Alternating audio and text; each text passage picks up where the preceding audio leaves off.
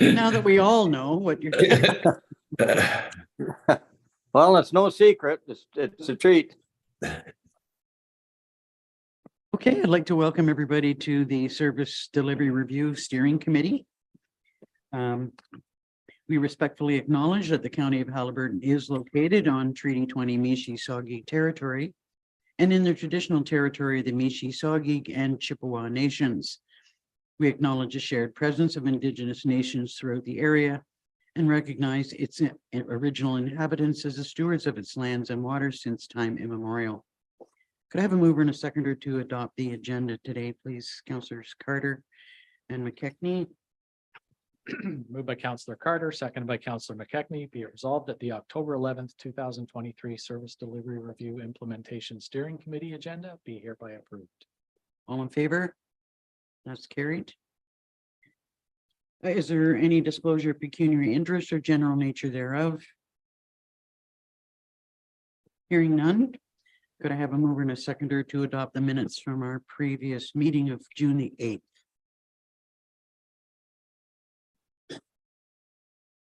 Councillors McKechnie and Shell. Moved by Councillor McKechnie, seconded by Councillor Shell. Be it resolved that the minutes from the June 22nd, 2022 meeting of Service Delivery Review Implementation Steering Committee be hereby approved. All in favor?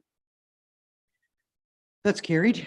Before we move into the working group updates, I just want to once again thank all of our CAOs and the department heads who've been, doing so much work behind the scenes on all of these, different working groups. The time and effort that you put into this is greatly appreciated by us all. And, I know that there's been a lot of work done to date to find a way to try and better serve all of our area constituents. And I truly hope that we can find some common ground today on how we may move forward with some of these recommendations. So we'll move into the working group updates. Starting with the final report. Would you like me Yes. to provide some context? If you would, please, that would be much appreciated. Thank you, Warden. I think it's important to go back and sort of I guess review where we've been. It has been a long process. The final report was presented in November of 2020, yeah. And the work was funded by the province of Ontario, and they realized that municipalities needed to look for ways to modernize service delivery in order to serve their constituents better. And the consultants that we retained were really intended to be third-party objective observers, both of the current state in Haliburton County and best practices across the province of Ontario. And Strategy Corp are a well-respected firm who do work all across the province, and so they were really well positioned to identify what those best practices were and to do an initial screening to see if they thought there was merit in those being investigated in Haliburton County. So those options were identified in the final report. They were never intended to be recommendations that a consultant came in from out of town and said, here's what you should do, or here's what you shall do. They were intended to be almost a menu where options were presented, and then the steering committee, which is made up of members of county council and the local councils, would decide if there was an interest in pursuing those initiatives, and again, whether they would be implemented in the county. Some were really low-hanging fruit, and there's some on the agenda that were, the local municipalities were consulted, and we developed an economic development department here at the county. The local municipalities were consulted, and we've done collaborative procurement. We hired a procurement coordinator, and I would say those are two significant successes that we've experienced so far. Other work has been, the intention was for either there to be additional investigation by consultants or staff to see if there was merit in moving forward, and you'll hear about some of that work today. But again, I think it's really important that any solutions that come up or come out of this work be Haliburton County solutions that work for Haliburton County, not something that a consultant from Toronto came in and said, here's what you should do. I don't think many of us have experienced a lot of success with that in the past, and that was never the intention here. So the working groups, I would be lying if I said that there was a lot of progress made since the last meeting, because we really knew there was going to be a change in council, and that means often a change in philosophy, and we didn't want to invest a lot of time, energy, or finances in something until we had a clear sense of where council was directing us to go. So that brings us to today, and I think our intention today is to provide an update on the work that has happened, and then get direction from the steering committee on what you would like us to do next. The worst thing I think that could happen is that we invest time and resources in initiatives that, you know, there's really no interest in developing or implementing a solution at the end. So I think that we're hopeful that today, I know I can speak for the CAOs in that we would like to leave the meeting with a clear sense of where the steering committee wants us to go, what you want us to investigate, and what information you want us to bring back to you. So with that, is that Thank you. that's okay? Does anybody have any questions for Mr. Ritter? Yeah, I do. Okay, go ahead. I, Councillor. I don't think you can do this without a deep dive into the finances. And I don't think that group's going to be able to do it. So I just don't know. I don't want a consultant to do it. I think the strength is at the local level to do it. I just have concerns that, you know, that I want a made in Haliburton solution. I don't want consultants deciding what's telling us what to do, like Mike has already said. So in my opinion, we need a small group to analyze each of these things, come back with recommendations to council. Nobody knows what's going on in their municipality better than the mayors and the deputy mayors. So I think that, and the CAOs, by the way, but the CAOs don't want to overstep their boundaries. And I understand that. But I also think that we're supposed to be showing leadership. And if we're going to do something substantive, I think that we need to lead the way. Anyway, I've said my piece. Other comments, Councillor Carter? I agree with Councillor Ferry. I think, you know, we may be a bit premature. Everybody is yet to do their presentations and so on, but you know, as in terms of where we go from here, I think it's got to be this balancing act of that has to do with our finances and what we're capable of affording to do, and determining the priority in which we should do things. Some of them have, you know, really nice paybacks, and others are marginal. So we always seem to get into this situation, and every group does, is trying to take on too many things. So I think it's a matter of you know, like Councillor Ferry said, of putting together, you know, a small group to be looking at it from the financial perspective, because at the end of the day, that's probably, you know, the most important thing we can do for the community. I would have to say that I only disagree. I only agree with what you're saying to some extent. I think that the work that has been done by individual groups looking at specialized areas, and I had hoped that we would be able to go through these areas and come to some terms on where we see we might have success and where we would not have success. I mean, it stands to reason that we would have to do a deeper dive into finances. But I also have to say that I disagree that the mayors and deputy mayors have a superior knowledge about where our finances are. I know that we all have solid knowledge about that, but I think that we need to rely on our CAOs. We need to rely on our treasurers to work with that group, you know, as I would like it to be a Maiden Halliburton solution and for us to do our own work.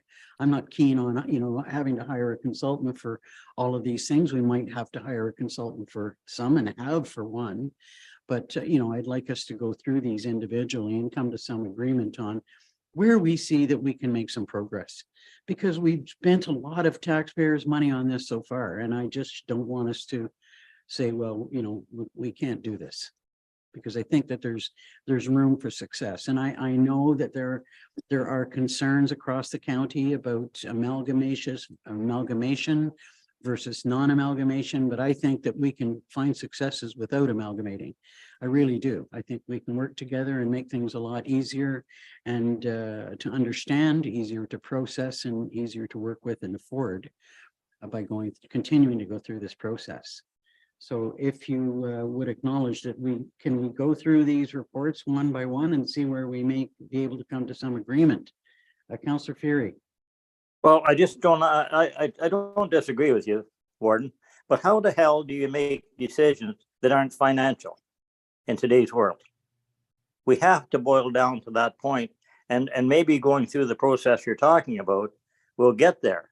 But it's going to end up that somebody's going to have to sit down and do the numbers. What are we going to do? How much is this going to cost, and what are we going to achieve? Those are three basics. And if No you don't doubt do about that, you're not representing taxpayers. Well, I have no question about that. I mean, it's which one of these items do we see where we may have success and are prepared to drill down and look at the financial implications. Okay, but how do we know that without the financial? That's what I'm talking about, drilling down on the finances. Okay, all right, okay. I I'm don't not think there's, disagreeing with you. I don't think there's any intent to shy away from the financial implications of any recommendation. I think, you know, I think Councillor Ferry talked about the value of the mayors, the deputy mayors, and the CAOs. That's the steering committee that you're sitting at right now. You know, I think that's the intent of this group, to sort of review those recommendations, see if there's any, you know, and the financial implications of those decisions are a very important component of it. But they're only one component. And I would say an example of that may be, you know, if you're looking at centralizing or fully integrating a service, whether it be at the county level or at one of the local municipalities, there may be a feeling like you're giving up too much local control, whether it be in, you know, I won't even name a service, but so you may say it's not, if there may be savings, but they're not worth the loss of representation that would come with it. So we're not prepared to do that. And so I like I say, there's no intention to hide from the financial implications of these recommendations. I think that's part of the analysis that staff, both the working groups where the CAOs sit and the steering committee here, that's an important part of what we're reviewing. But there may be times when we never get there because you say, we don't think that's worth considering any further because politically we're not prepared to go there. And that's legitimate too. We just, from a staff perspective, we need that direction. So any other comments before we look at the individual reports? I'll shut up. Me too, Just Murray. for now, Murray.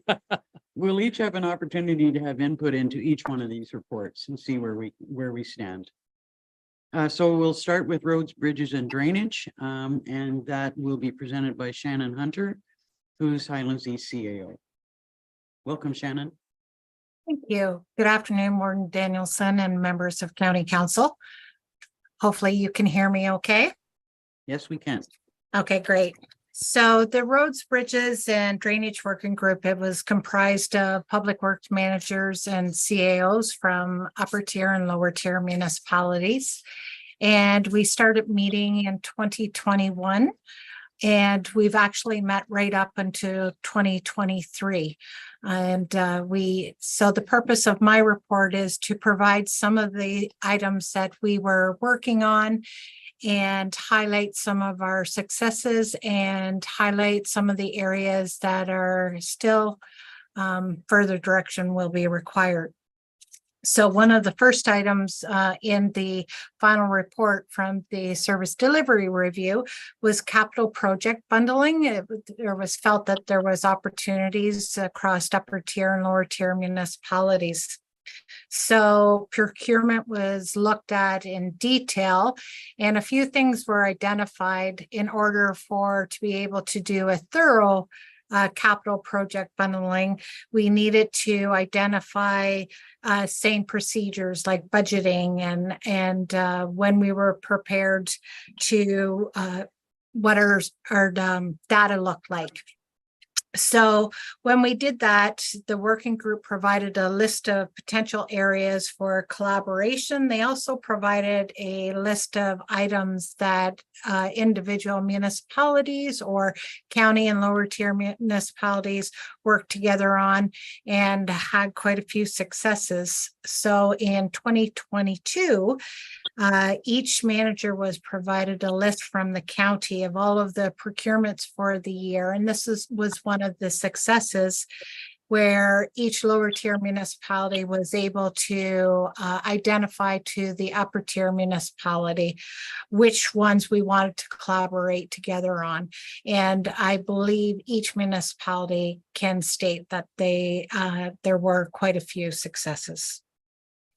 Next identified was shared engineering contract services. So when this was discussed amongst the working group, at the time, each municipality, it seemed we had limited resources as far as managers were concerned, and engineering was put on the back burner and felt that we had other priorities that we could be looking at and discussing. So we went on to master transportation planning, or road network planning. And so the master transportation plan was discussed in detail. And at first, we didn't realize the extent of what this plan meant. And so in order to do a proper master transportation plan, each public works manager identified all of the other plans that needed to go with a master transportation plan in order for it to be successful. So some of those items I did mention in the report, and it was similar. Some of the items were traffic counts, growth projections, accessibility plans, OSM reports, truck routes, etc. It was also thought that this plan was going to be quite an extensive plan, and that in order for a RFP to be created, a lot of preliminary work is still required to be done, and the public works managers were going to get together to discuss just to see what we all have and what is needed, and before they start working on a scope for an RFP. So that's where that plan is currently, and that is also an area that will probably require further direction from county council if this is an item that you wish for the public works managers to continue working on. A couple of successes so with the working group. It was felt amongst the group that the carbon footprint was an area that we could all collaborate on. The county had shared their green fleet policy, and all municipalities agreed to present the same green fleet policy to their municipal councils for approvals. And the public works managers met when we were meeting. One of our another main topic was entrance permit policy that was countywide, because it was identified that when individuals were coming for an entrance permit, sometimes they didn't know which organization they should be going to, whether it was a county, whether it was a lower tier, if there was collaboration. So a very detailed policy was created. It was vetted by the county solicitor for review, and it has recently been shared with all of the lower tier municipalities to present to their municipal councils for passage. And I hope I didn't forget some of the items. However, the final thing that I'd like to say is that one thing that was identified, it brought the public works managers together and to allow them to continue working together as a group. And thank you. And that is my report.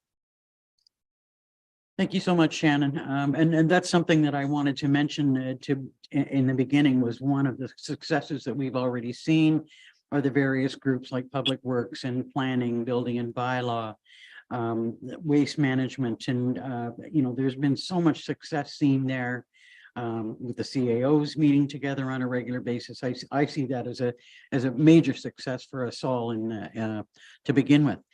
So I would look for questions or comments from members of council on the roads, bridges and drainage report. Councillor Carter, then Councillor Fury, then Councillor Burton. So I want to sort of make my comment, ask my question on this, because it doesn't necessarily pertain to roads and bridges and so on, but it's more the general process that was followed. We had a recent situation where groups or municipalities got together through the county to put out an RFP. And the For I don't want to say. It was just an RFP for a service. And when it came back, because it was something that could not necessarily be strictly defined. It wasn't like painting 3 walls of a building. It was more of a service. We were told it was going to cost us X amount of money. And so Minden Council said, fine, what am I getting for that? Can I see the proposal that was made that explains exactly what services I'm going to get for that X amount of money? And we were told that no, we couldn't see it because it's part of the RFP process, that is kept within that RFP process and that group. And so I think it's a challenge that we have to overcome in some way, because if we talk about something that an RFP that goes out for repairing 12 culverts and 10 bridges, each of the individual councils is going to want to know, okay, what exactly are you going to be doing to my bridge, and when are you going to do it, and a lot of the details that surround it. And if that's because of the way the process goes, where it's done centrally, it's then no longer available, or the granularity isn't available at the local level. This is going to be a problem. So it's just it can relate to this, but I think it's going to relate to a lot of the different things where we're going out and getting bids from outside folks, because the process that we went through doesn't work. I don't care that it was done and they went out and got the best bid. If I don't know what I'm getting, I'm never gonna pay for it.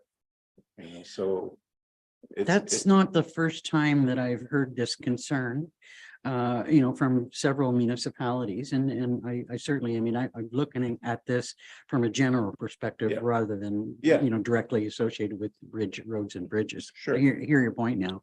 Yeah. Other comments from members of council with respect to that process? Oh, sorry, Murray. Could you tilt your computer, or there, we can see Yeah, you better okay. now. Go ahead. Okay, Well, the question I have is on the engineering, getting one engineer Oh, to do I'm- all I the wonder- engineering. I wonder, Murray, if we can just stick with this idea of the, that Bob has raised about the RFPs. Okay, and- and I can relate to that. We have tendered at the county in the past in years, for instance, winter sand or salt, winter salt. And our salt, we tendered with the county, and because the way the county tenders, taking it to Highlands East, taking it in many other places, our tender was considerably lower at Dysart than theirs were. So there's not necessarily any advantage to countywide tendering.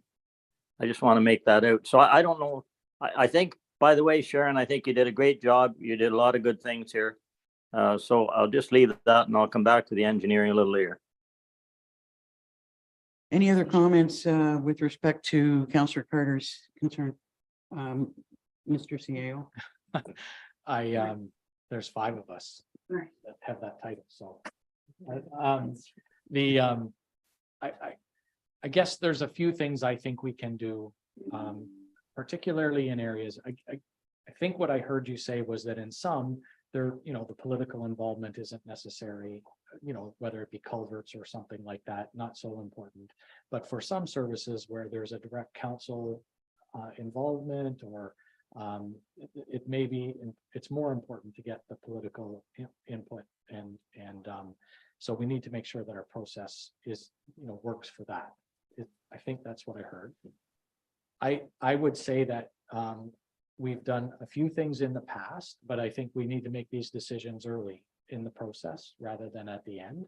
We've done a few things in the past. So first of all, we've shared RFP documents with council beforehand in some cases. The community safety and wellbeing plan is one of those. The service delivery review RFP is another example where we've shared that as a draft with council, and council gives it the thumbs up that you're okay with that. So I think that lets you early on establish, sort of what you want out of the process. The second thing we can do, and there is no issue with this, is we can have members of council involved in the actual scoring of the RFP. I don't think that would be a common practice, but in some instances, and I'll use the community safety and wellbeing and service delivery, we did have that, or not service delivery, but community safety and wellbeing plan, and there was another one that I can't think of. We had members of council involved in that scoring process. Important that they be equally involved with everyone else on the committee, so we can't just show up and say, yeah, I'm not going to score each item individually, I'm just going to give you my thoughts on everything. You have to participate equally, but that can happen, and I think was very successful in the community safety and wellbeing plan RFP process. So there are things we can do that way. We're continuing to push back a little bit on some of the advice we've received around the, what we're allowed to share out of an RFP and what we're not allowed to share. I'm not necessarily 100% on the same page as the expertise that we received.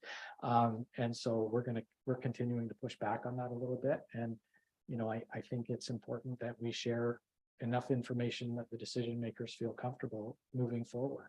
And we need to make sure that we can provide enough information to give you that comfort. So we're going to continue to push back on that and maybe refine the answer we've received a little bit as we move forward. With respect to scoring, your suggestion about involving members of council in scoring, I don't believe that addresses Councillor Carter's concern of what we're actually seeking, what we're looking for in the first place. What services that's going to serve us in what we're trying to get. If go ahead, Councillor. Yeah, no, I guess, when you're talking about, services which are a bit nebulous and, to begin with, but even if we talk about bridges, there's nobody, you put out an RFP, nobody ever scores 100% on, when they come back. And so, who knows, there may be, Minden wants a different finish than Dysart wants, or, whatever. So there are it's the granularity of, what the final, product is to say, well, hey, wait a minute, you know, we're not going to get this, which we think is very important. Maybe a bad example on bridges, but if you know what I mean, it's just being able to have that, you know, clarity of what it is you're going to be getting for the money that you're spending.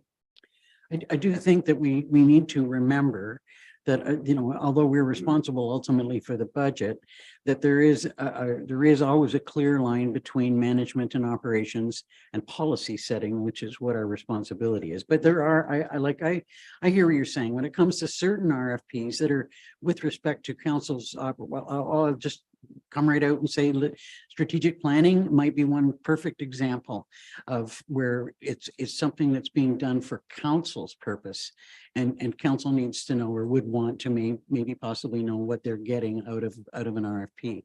That to me is a perfect example where roads and bridges and granular material is sort of sneaking into the operational aspect of things, and there's a pretty clear line there that we really are not supposed to cross. But anyway, Sort of just maybe what, you know, trying to grab for the perfect example, but, you know, for instance, if on bridges and roadways, there may be somebody who's came out with the best deal, but they're not going to use LED lighting, and we're going, wait a minute, you know, we want to be green or whatever it is, so we want to make, you know, that should be one of the things. So it's just being able to make sure that at each municipality, that if something is being done centrally, there is enough information to you know, have a warm fuzzy feeling about going forward with it. I guess the only other thing I would comment on, and it relates to Councillor Ferry's comments. I think what communities that have done collaborative purchasing have experienced generally, and I think the consultant identified this, is that there were savings in and about the 15% range. There may be times when that doesn't necessarily come to fruition, but I think generally speaking, if you provide the opportunity for greater quantities, you get better pricing. Yep. And I think I think we're experiencing that already with our collaborative procurement. Yep. The only caution I would have is if you do have, if you can always work into a tender or an RFP that, you know, some or all will participate, but you tend to give up the better pricing the more you do that. And so I would encourage not to do that all the time. There may be times when it's necessary, but I would certainly encourage that not be the norm. But I think, you know, even you know, what we've experienced with volume of vehicles, when we buy more, we get better pricing. Mm-hmm. And I think it really is good value for the taxpayer. so I think we've all heard the concern about RFPs. If we can go back to the roads, bridges, and drainage.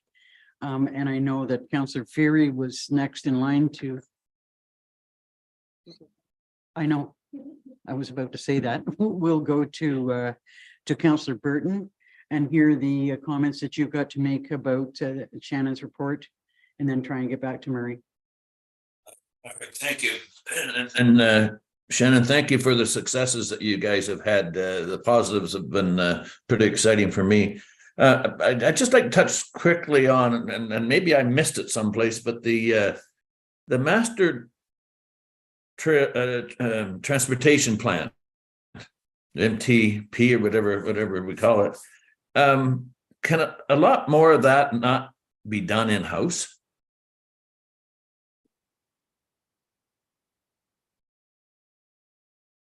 So if I may, through you, Warden Danielson. Go ahead. So a lot of the plans and that needs to be included in with that we're identifying, like the OSIM report. Things like that are specialized, and we, almost all of us, have contracts out there to have that work completed. Some of the stuff could be done in-house, like traffic counts and your routes and stuff. That's the stuff that the public works managers would get together and provide or discuss with each other who has what. And I'm not sure if anyone else has anything to add to that. Does that respond to your question, Councillor Burton? Yes, thank you. Is this in response to that point? Councillor Fury is back online, so we'll go to Councillor Fury.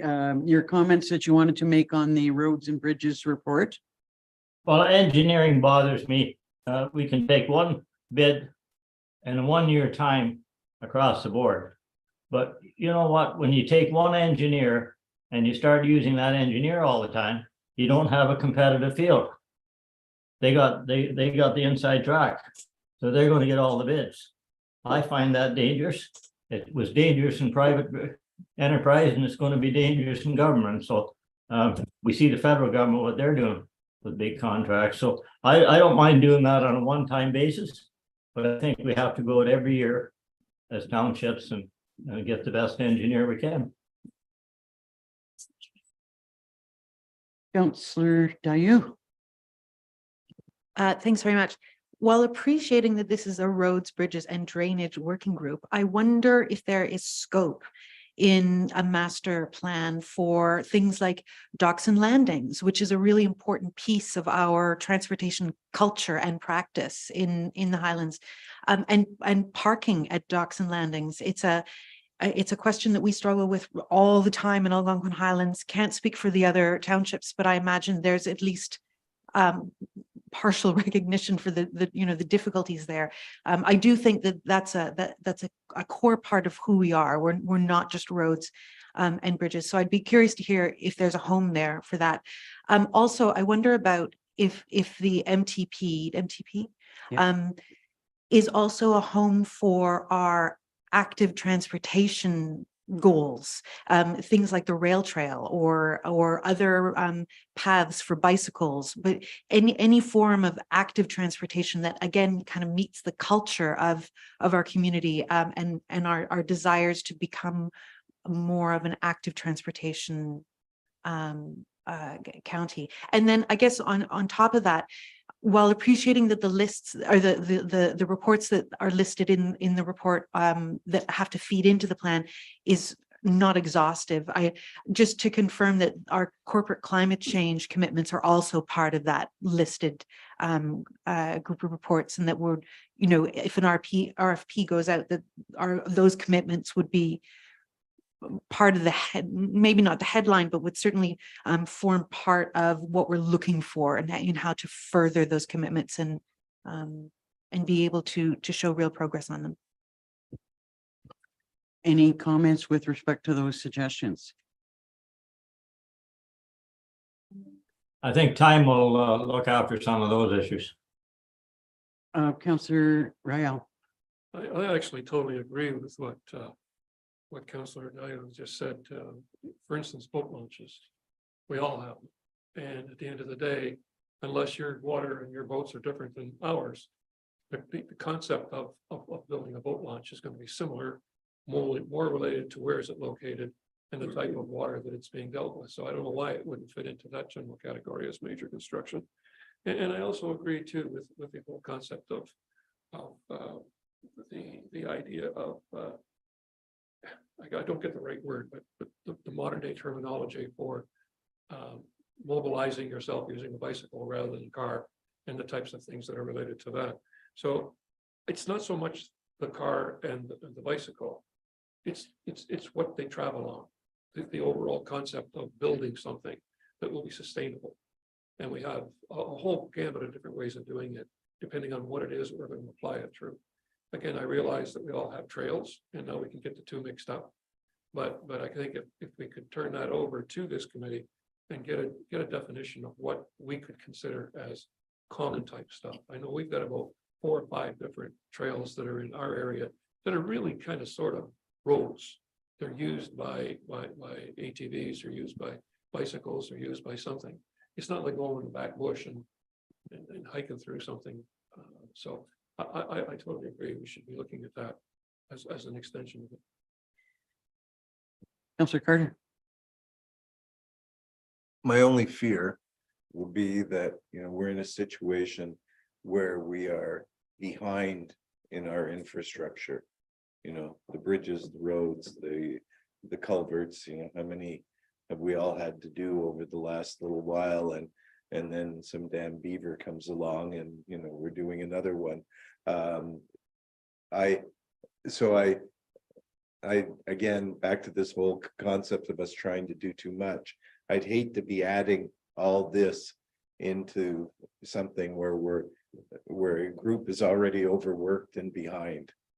And you know, I don't disagree with the notion of it, but I'd be worried about that and sort of try to keep the recreational side of it. And I know the whole idea of active transportation, all this type of thing, but you know, they're already stuffed, and I'd be worried about adding too much to the plate.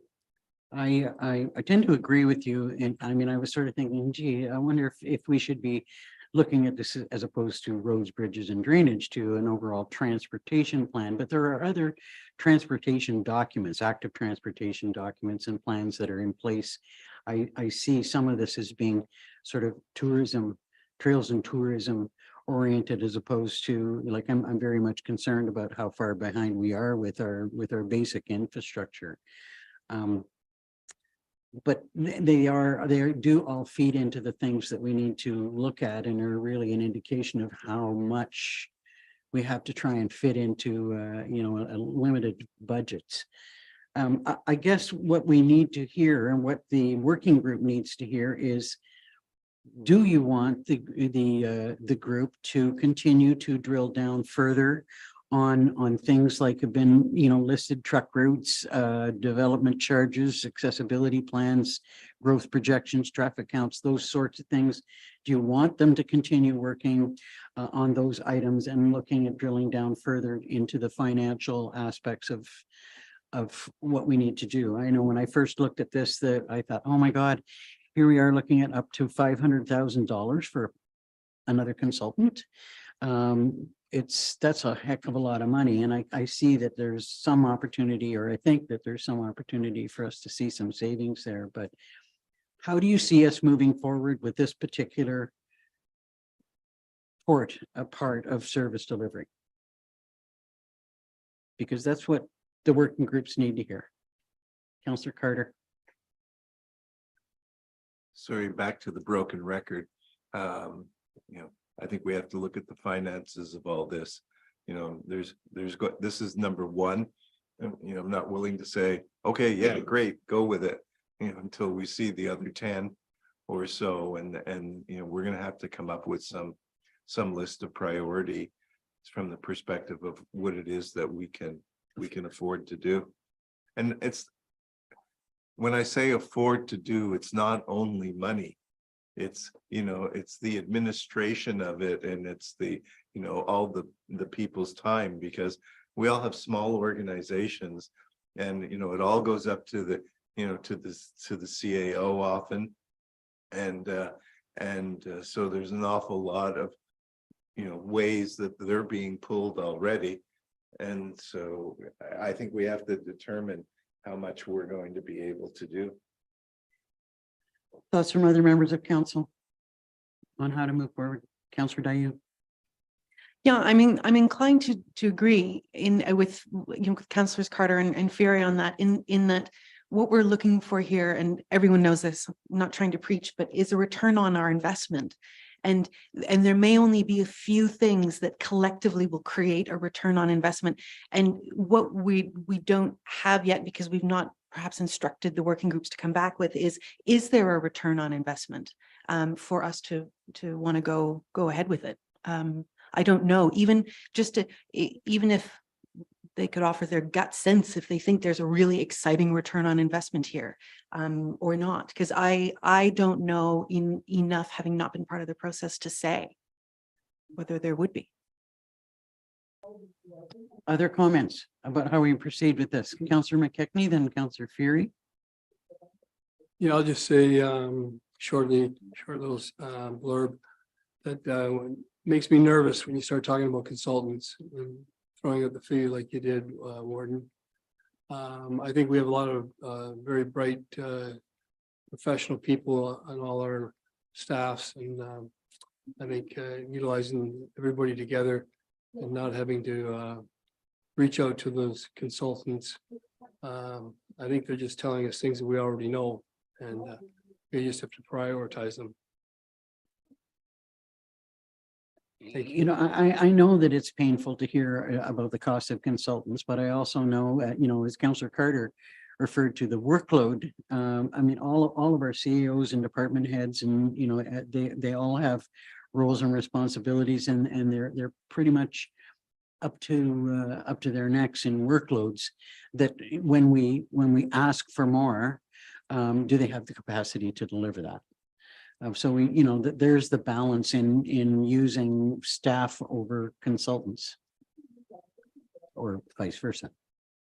I don't, my opinion is that they create a lot of work for our staff in the end, when the final reports come out that are unachievable. And I think our staff, all our staffs should be working together to achieve the common goal for every one of our own municipalities. And like I say, I think we got a lot of great staff, and we should be not dependent on them, but consultants tell you exactly what you want to hear and more and more. And the picture's so beautiful and pretty when it's when you get your $500,000 bill, but is it achievable? Thank you. So I guess I want to ask council, do we want to go through all of these reports and then decide where we see that we can move forward? All right. Councillor Fury? Well, I got a suggestion. First of all, I think the CAOs have spent probably hundreds of hours going through this. They must have a list, short list, of things that they perceive as being possibly savings or beneficial to the county. I would suggest that we should try a committee of probably the finance committee and you, warden, or your deputy warden, to sit down for a couple of hours with them, look at those lists, and then together, work together. I don't think it's going to take 100 hours, but I like, to me, consultants are going to tell you what they want to tell you, because they get paid very well for it. And cities love to hire consultants because they have the money. We need to zero in on the things that we absolutely think are doable between the townships. First of all, we got to get agreement from the townships. And I think that probably yourself and Deputy Mayor Burton and Bob and I sit down, go through that list, and prioritize the things that we know is bottom fruit. It's easy to pick off, or easy to try to pick off, and then go back to councils and say, can we do this? If we don't start there, we're not going to go anywhere, and we're all going to disagree. And I just think that's a simple solution. Let's try it for 3 months. And if it doesn't work, fine. We'll try another route, but I want to try. I think that the will is there. I think we got very good CAOs. I think they're sincere. I think our department heads are good, and I think they'll tell us the truth, and we'll move forward. I don't think it's rocket science, and I'm sorry. I'd just like to move forward in that direction. Well, you know, I'm not quite sure, you know, how council as a whole feels. Personally, this is the way the structure was set up for this process, was that council itself is the So steering we'll come back committee. to council with the proposals. Thoughts from other members of council? Councillor Rail? To voice my opinion as a deputy mayor, then what do you need me for? You just don't need me, because you're gonna make decisions amongst the four. No, There's no, we're sounding not. board, there's no, and I apologize, because See, that's wrong. We're going to bring them back to you. that's right, after the decisions are made. But No, at the not end of the made. day, the Oh, boy. conversation needs to be such that you've got a quorum of 8 people who represent 20,000 people here. Okay, then I'll take it on the other way. We meet with the CAOs and all of council and see how far we get, like we did with the Airbnb and Shoreline. Go ahead, have all the council involved. I'm game for that. Let's continue to go through each of these reports and see where we land and have this discussion when we've heard all of the reports. We might have a better idea about where we can see some greater success. I think it's unfortunate that we started with the most expensive one we possibly could. So I go ahead, Councillor Carter. I think again, started in 2020 or whatever, in doing all this.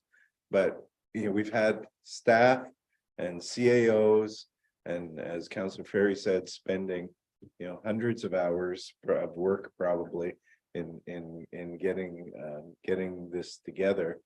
And here we are as a group, going to spend an hour or so on it.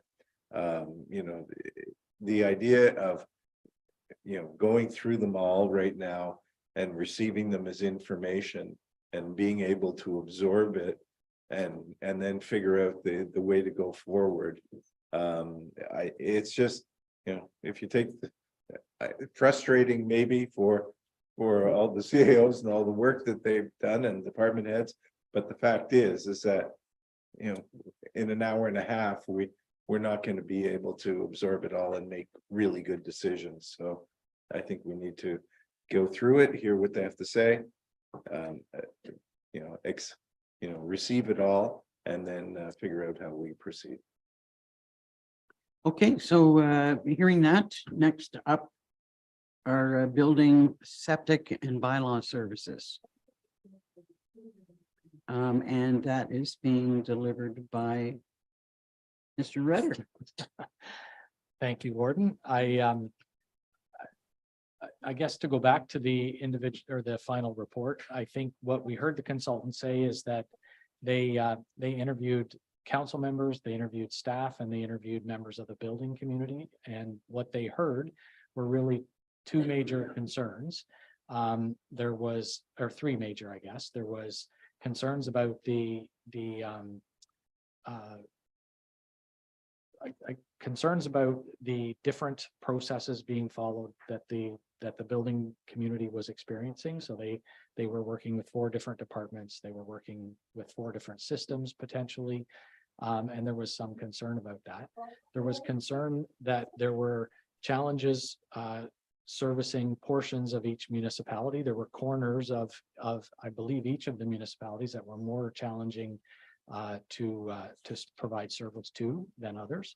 And I guess the third thing was the overall capacity of building departments. This is I guess a skill set, a certification that's in limited supply, and I think each of you, most of you, I think, have experienced some challenges in recruitment and retention over the last few years. So with those 3 things in mind, they really identified 2 options. They suggested that we look at cross-border agreements where one municipality could enter into an agreement to provide service in those hard to service areas of a community or a neighboring community. You could actually look at a fully integrated building service. And so at our first meeting of the building working group and bylaw working group, that they had that conversation, and they really felt like the agreements wouldn't be as effective in solving the challenges as looking at an integrated building service. So we started down that path. We, as I indicated in my report, we met with the Home Builders Association, or representatives from the Home Builders Association. I think generally speaking, they were supportive of the integrated building service concept. They expressed great respect for the building officials in the county and wanted to make sure that whatever was being proposed, that they were on side and supported it. They really wanted a recommendation or a solution that met their approval. So we had some conversations about that and what it could look like. I think it's important that integrated model could happen at a county level, or it could be actually one of the local municipalities that provide that service to all the other municipalities.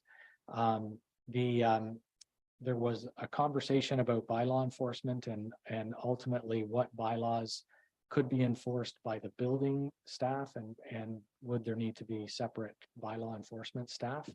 I think the conclusion was that the building departments could continue to enforce property standards bylaw, septic system approvals, and other bylaws that involve building, and that bylaws related to noise, parking, animal control, open air burning, et cetera, would continue to be enforced by staff at the local municipalities. So we continued to drill down a little bit on the bylaws and how many were done, and ultimately our work stopped when we started looking at the impacts on the organization, because building officials don't just do building, they do other things in the organization. And so in order to proceed beyond there, we really needed to have a better understanding of the impacts it would have on the organization as a whole. And so that's when we came up to our I guess our time last year when we stopped work on the service delivery review, but that's a summary of the work that's been done to date.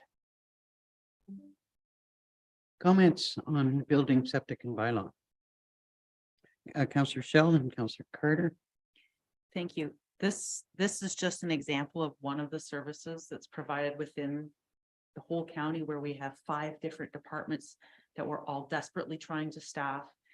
Difficulty finding planners, difficulty finding building inspectors, bylaw officers. To me, this is one that, I know nobody likes the word amalgamation, but this is, to me, is this is one where I feel like we could start, because the building, all of those things that could easily be the same across all of the municipalities, as we've been trying to do with the short-term rentals and the shoreline, having a consistency across the county. To me, this is one where we should start. Councillor Carter. The other aspect of this, when I was reading it, I was looking at, and our meeting a couple of meetings ago, when we went through the next 10 years and what the population is going to look like and so on and so forth, has affected a lot of the way I think of things right now. But I see that traditionally the builders here have been building custom homes along the water, if they're building in home in the cities or the towns, they're onesies and twosies, as opposed to what we probably need to be doing in the future is a lot more of almost a development, or a large multi-residential type buildings. And I'm not saying that our groups aren't capable of doing that, but what we're doing in the future, and the builders that do that are not really the builders that we have right now. In a lot of cases, the builders that we have right now have been quite successful and quite happy with continuing to build those, those custom homes. So, I would, adding that to the, to the total aspect of everything that has to be done here. Yeah, I think we do have to find a way of making sure that we have a little bit like we're doing with the new plans and official plans, of trying to make sure that they have the same wording and they're describing the same things, and perhaps having the same people do it makes a lot of sense. And whether or not it be amalgamated, or it be a single group that is a sort of a service corporation almost that Let's sells use the the word service. consolidated as opposed to amalgamated. Yeah, whatever it is, but I think the idea of having 4 departments that end up maybe not getting input at the same level, and so one may be overworked, one underworked, and so on, having it together might help. Councillor Rail, then Councillor Dayu. Yeah, I think the word we're looking for here, and I think Warden Danielson got it, is a consolidated approach to this, not an amalgamation. As soon as you bring the word amalgamation, there's too many other fears and misconceptions. But a consolidated approach is good. And when I looked at this, I'm not saying we should all have the same setbacks or we should have anything like that. That's individual to the municipality and it's going to take a lot of forethought, but more so just the process. The process by which a client comes to us and says, I want to build. And they should be able to follow the same process regardless of whether they're in Highlands East or whether they're in Minden Hills or whether they're in Dysart. They should have the same basic process. Forms will look a little different. Maybe they got different letterheads on them, but the concept is the same. So that when you go to it, you can now have a standardized building program. That is to say, if a contractor has a job in Highlands East and he has one in Algonquin Highlands, then the process he's going to follow is going to be more or less identical. Now, he'll have to deal with the building restrictions of Algonquin Highlands or Dysart, but the rest is going to be fairly simple. And we could look at something like perhaps at one point in time when we were talking about it in Highlands East, giving them all more or less accounts. So that if they got 4 or 5 projects going on, they can go to each individual account for each individual project and say, okay, this one's in Highlands East, this one's wherever. And they can now start tracking where they are in that particular thing. What does that do? Well, inspections, various types of feedback on where am I? The timeline gets condensed a lot because you're doing a lot of it electronically and you're doing it in a common way. So at the end of the day, in that short building cycle that we have, which basically is only like about 3 to 4 months, we can start seeing people progress and making good things happen in Haliburton County. Councillor Dayu. Did the committee get to the point of discussing potential funding models for an integrated program? Given our different population sizes and the different draw or demand that would be required from the 4 municipalities? No. But that clearly would need to be a step. Yeah. Go ahead. And just a clarification. So in furtherance to Cease's point, we're talking about enforcement. We're not talking about standardizing, for example, property standards across the entire township. We're only talking about the enforcement of the bylaws. Right. Right. Okay. I'm glad you brought that up because that was one of the things that I could see separated. To me, septic system approvals and building bylaws, they're set pretty much in stone. Whereas things like property standards and the other things that have been listed like noise, parking, animal control, you know, those are local bylaws. And I could see separating maybe building inspectors and septic inspections out from the rest of the bylaw enforcement. Councillor Carter. Yeah, I think it's when you look at some of the things, if you look across the, the bylaws, we've got maybe as an example, and don't quote me on it, we have, minimum size of a dwelling.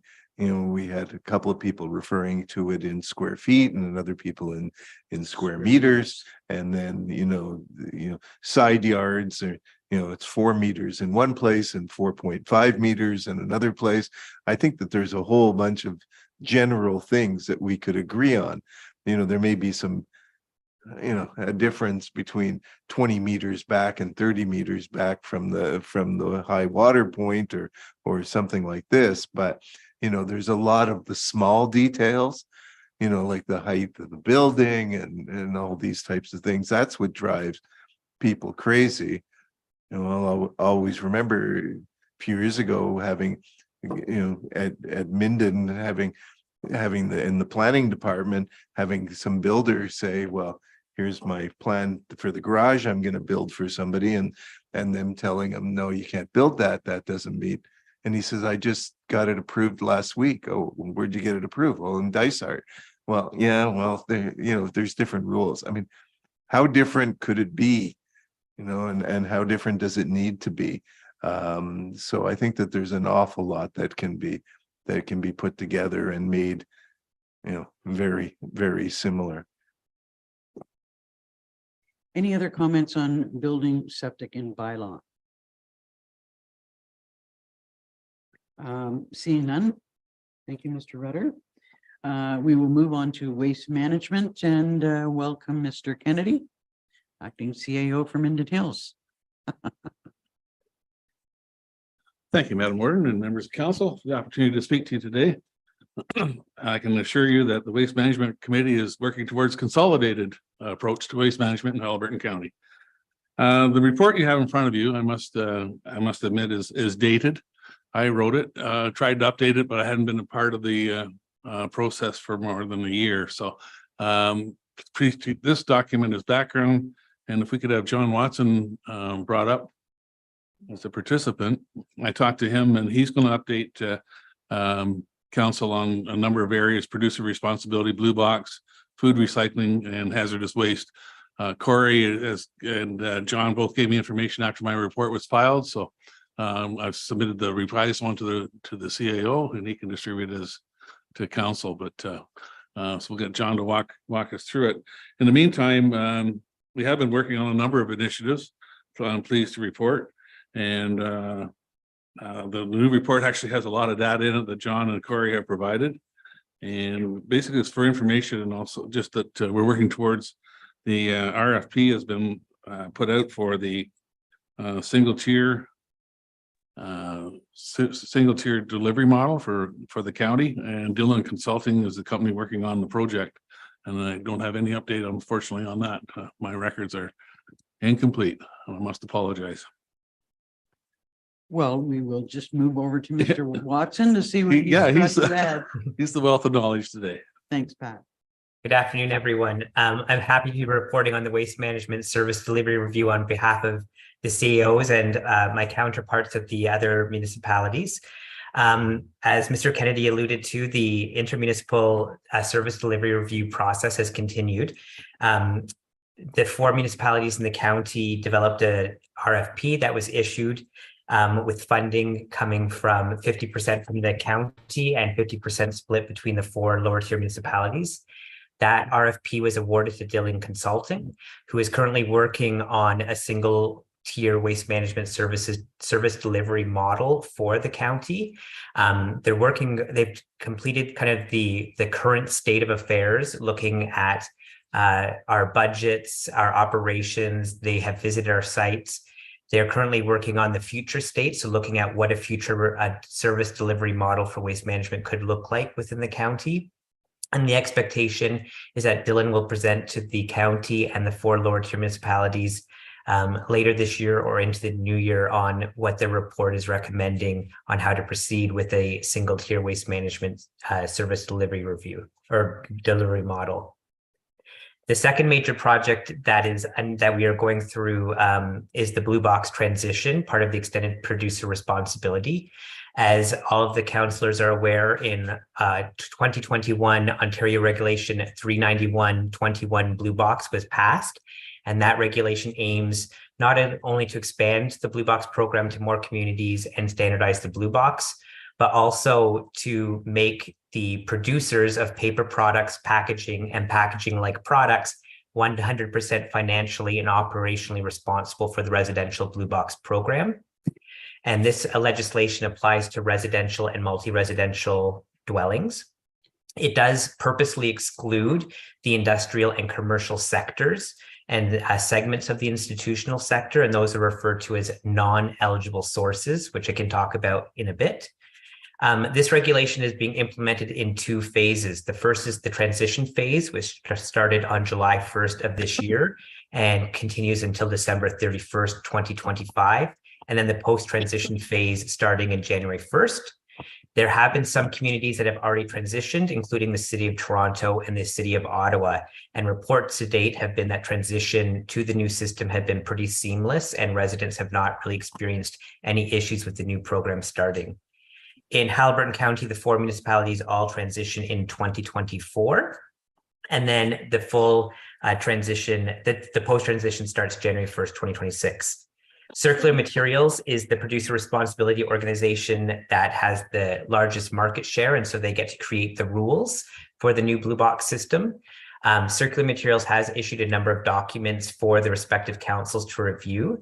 Subsequently, after a lot of advocacy efforts made by municipalities such as ours, Circular Materials has issued a simplified eligible community depot operations agreement, which many councils will be exploring whether they'll be executing that new agreement in the next few council cycles, as two of us transition January 1st, 2024. In regards to the non-eligible sources, which is the blue box sources coming from the commercial sector, during the transition period until December 31st, 2025, if a Haliburton municipality opts in to Circular Materials agreement, municipalities may mix their residential and non-eligible recycling together, but they would incur a slight financial penalty to do so. But it really must be stressed that come 2026, municipalities cannot commingle residential and non-eligible sources of blue box materials. So at that time, the respective municipalities will need to determine whether they wish to provide blue box services to the commercial sector, and if so, how they wish to do that, whether it be additional bins at the sites just for the commercial sector, whether that is offered to the tax base, or whether it is a user pay system. So councils will have some continuing deliberations around blue box as we continue through this new transition. Another project that the committee has been working on has been the Food Cycler pilot project. County Council this year implemented a pilot project of 500 homes. That pilot has been really well received. 46% opted for the kind of smaller size device and 54% opted for the larger Food Cycler device. And this pilot builds upon the pilots that had already taken place in Algonquin Highlands, Dysart, and Minden Hills. Some initial findings that Corey McKay from the county has provided included 75% of the people using the Food Cycler in the county project are using the compost, the finished material, in their gardens to help grow more food and plants. 77% would choose the Food Cycler over a drop-off option or curbside option for organics, and 100% of the pilot participants will continue to use the Food Cycler even though the pilot has ended. And staff are actually looking at ways to continue a Food Cycler pilot project in 2024, looking at funding sources from the federal and provincial government. The final major project that we've worked on has been the Household Hazardous Waste Days. And this, I think, is a great example of a collaborative or consolidated approach to a waste management delivery. So in 2022, we had the first time we issued a joint RFP for the hauling and processing of household hazardous waste. The 4 lower tier municipalities also signed an intermunicipal agreement to allow our residents to cross municipal boundaries with their household hazardous waste. At the 14 events we hosted in 2022, we had 1,748 vehicles drop off 86 metric tons of household hazardous waste, keeping those chemicals out of our landfills and out of our streams and forests and waterways. In 2023, we have 13 events planned, and we'll have more information about the success of those final events when the last one takes place on Saturday. And that is it for the waste management update. Thank you, John. Much appreciated. Questions for John? Councillor Dayu? Well, not so much a question. Oh, thanks very much, John, for that. And not so much a question as just the overall comment that with this blue box transition happening, and we've all opted in. Is that right? We've all opted into that? Yeah. It just seems like such an obvious moment to consolidate our efforts, because the ship is leaving port. We might as well all get on the same ship rather than have a couple little dinghies floating on behind. And so the more we can do, especially given there will be a lot of public education required, a lot of communications. And if we work together, we might be able to do some really beautiful stuff that could get people's attention and really get things changing. So I'm all for, and I know we said we were going to review them all and then talk about what we wanted to invest in, but this one really strikes me as being something that we should capitalize on, given the huge changes that are happening right now. And the other piece to this is organic waste diversion. I know that we've got the Food Cycler going, and that's great. But from what I've learned from Corey and from Melissa, who is our environmental manager at Algonquin Highlands, organics waste is, the number one thing that we could try to do, but it's also one of the most costly, one of the most difficult to implement. If we were choosing to do a community-wide organics diversion program. So it's hard for little old Algonquin Highlands to start thinking through that on our own. And I wonder if there's, any scope or any decision made on anything that has to do with organic diversion, if it wouldn't be better done at county, where we just have more thinking power, more people power to sort through what some of our options are. So those would be my comments. Any response to that, John, with respect to organics? Yes, as was mentioned, organics definitely is a major component of all of our waste streams, and the lower tier municipal staff are always in consultation with each other about what possibilities exist for organics collection and processing. We do know that there is some merchant capacity opening up in the province in the next short while that could maybe accommodate the municipalities, but collectively we have more material, and so that may be more appealing for the hauling and processing if we have combined more material versus the 4 municipalities going it alone on this file. Questions, comments further on waste management? Councillor Rail. John, thank you very much. And my good friend Pat, thank you, sir, for doing what you could with what you had. But my question is more so related to, you were talking about the differential between institutional and industrial. We're getting more and more multifamily homes now. We're getting into condominiums, multiple floor. Are they going to be classified as industrial and commercial, or how the heck are we going to control that at their level? So in the Blue Box regulation, it's very clear that multi-residential is considered residential. It is not classified in the old ICI kind of component. So those residents who live in a multi-residential building, whether it be an apartment or a condominium, would have options to drop off their Blue Box materials with the other residents in our communities. Councillor McKechnie. Yeah, how successful is the Blue Box project? Like I know in the city you're saying is doing quite well compared to, say, rural Ontario. Historically, the Blue Box program has been very successful in terms of diverting material away from landfill. The 4 municipal programs that are currently in place are quite robust in terms of the quantity and quality of material that they do accept. Our contamination rates are relatively low compared to other municipalities, partially because we are a 2-stream system separating papers from containers. In the new Blue Box system that we'll be moving to, the goal is to standardize the list of Blue Box materials across the entire province. So even those seasonal or short-term visitors who are here will have the same Blue Box system at their permanent address and at their seasonal address or their cottaging location. So I think that will help to even improve recycling even more. And because the producers, the people who make the items going into the Blue Box, will become financially and operationally responsible for the entire Blue Box system, there will be some incentive for them to perhaps choose packaging that is more easily recyclable. And I think that will also improve the system as well overall. Does that answer your question? Mr. Kennedy. Yeah, and I think the next step will be waiting for the, excuse me, the report back from Dillon Consulting on what their recommendations are. And I don't have a time frame on that. John, do you have any comment on when that is expected? It is expected within the next month or so, where we are working doing some editing on our side because we've been watching the report as it's been written.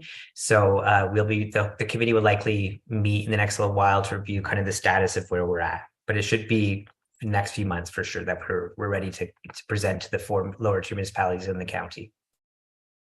Thank you. Something that I have absolutely failed to do is to pass resolutions to receive each one of these reports. So just take a step back. Could I have a mover and a seconder to receive the roads, bridges, and drainage report? Councillors Carter and Dayu. Moved by Councillor Carter, seconded by Councillor Dayu, be it resolved that Haliburton County Council Service Delivery Review Implementation Steering Committee receives for information the October 11th, 2023 Roads, Bridges and Drainage Working Group update. All in favor? That's carried. Next, could I have a mover and a seconder to receive the Building, Septic and Bylaw Services Report? Councillor Shell and Royale. Moved by Councillor Shell, seconded by Councillor Ryle, be it resolved that Haliburton County Council Service Delivery Review and Implementation Steering Committee receives for information the October 11th, 2023 Building, Bylaw and Septic Working Group update. All in favor? That's carried.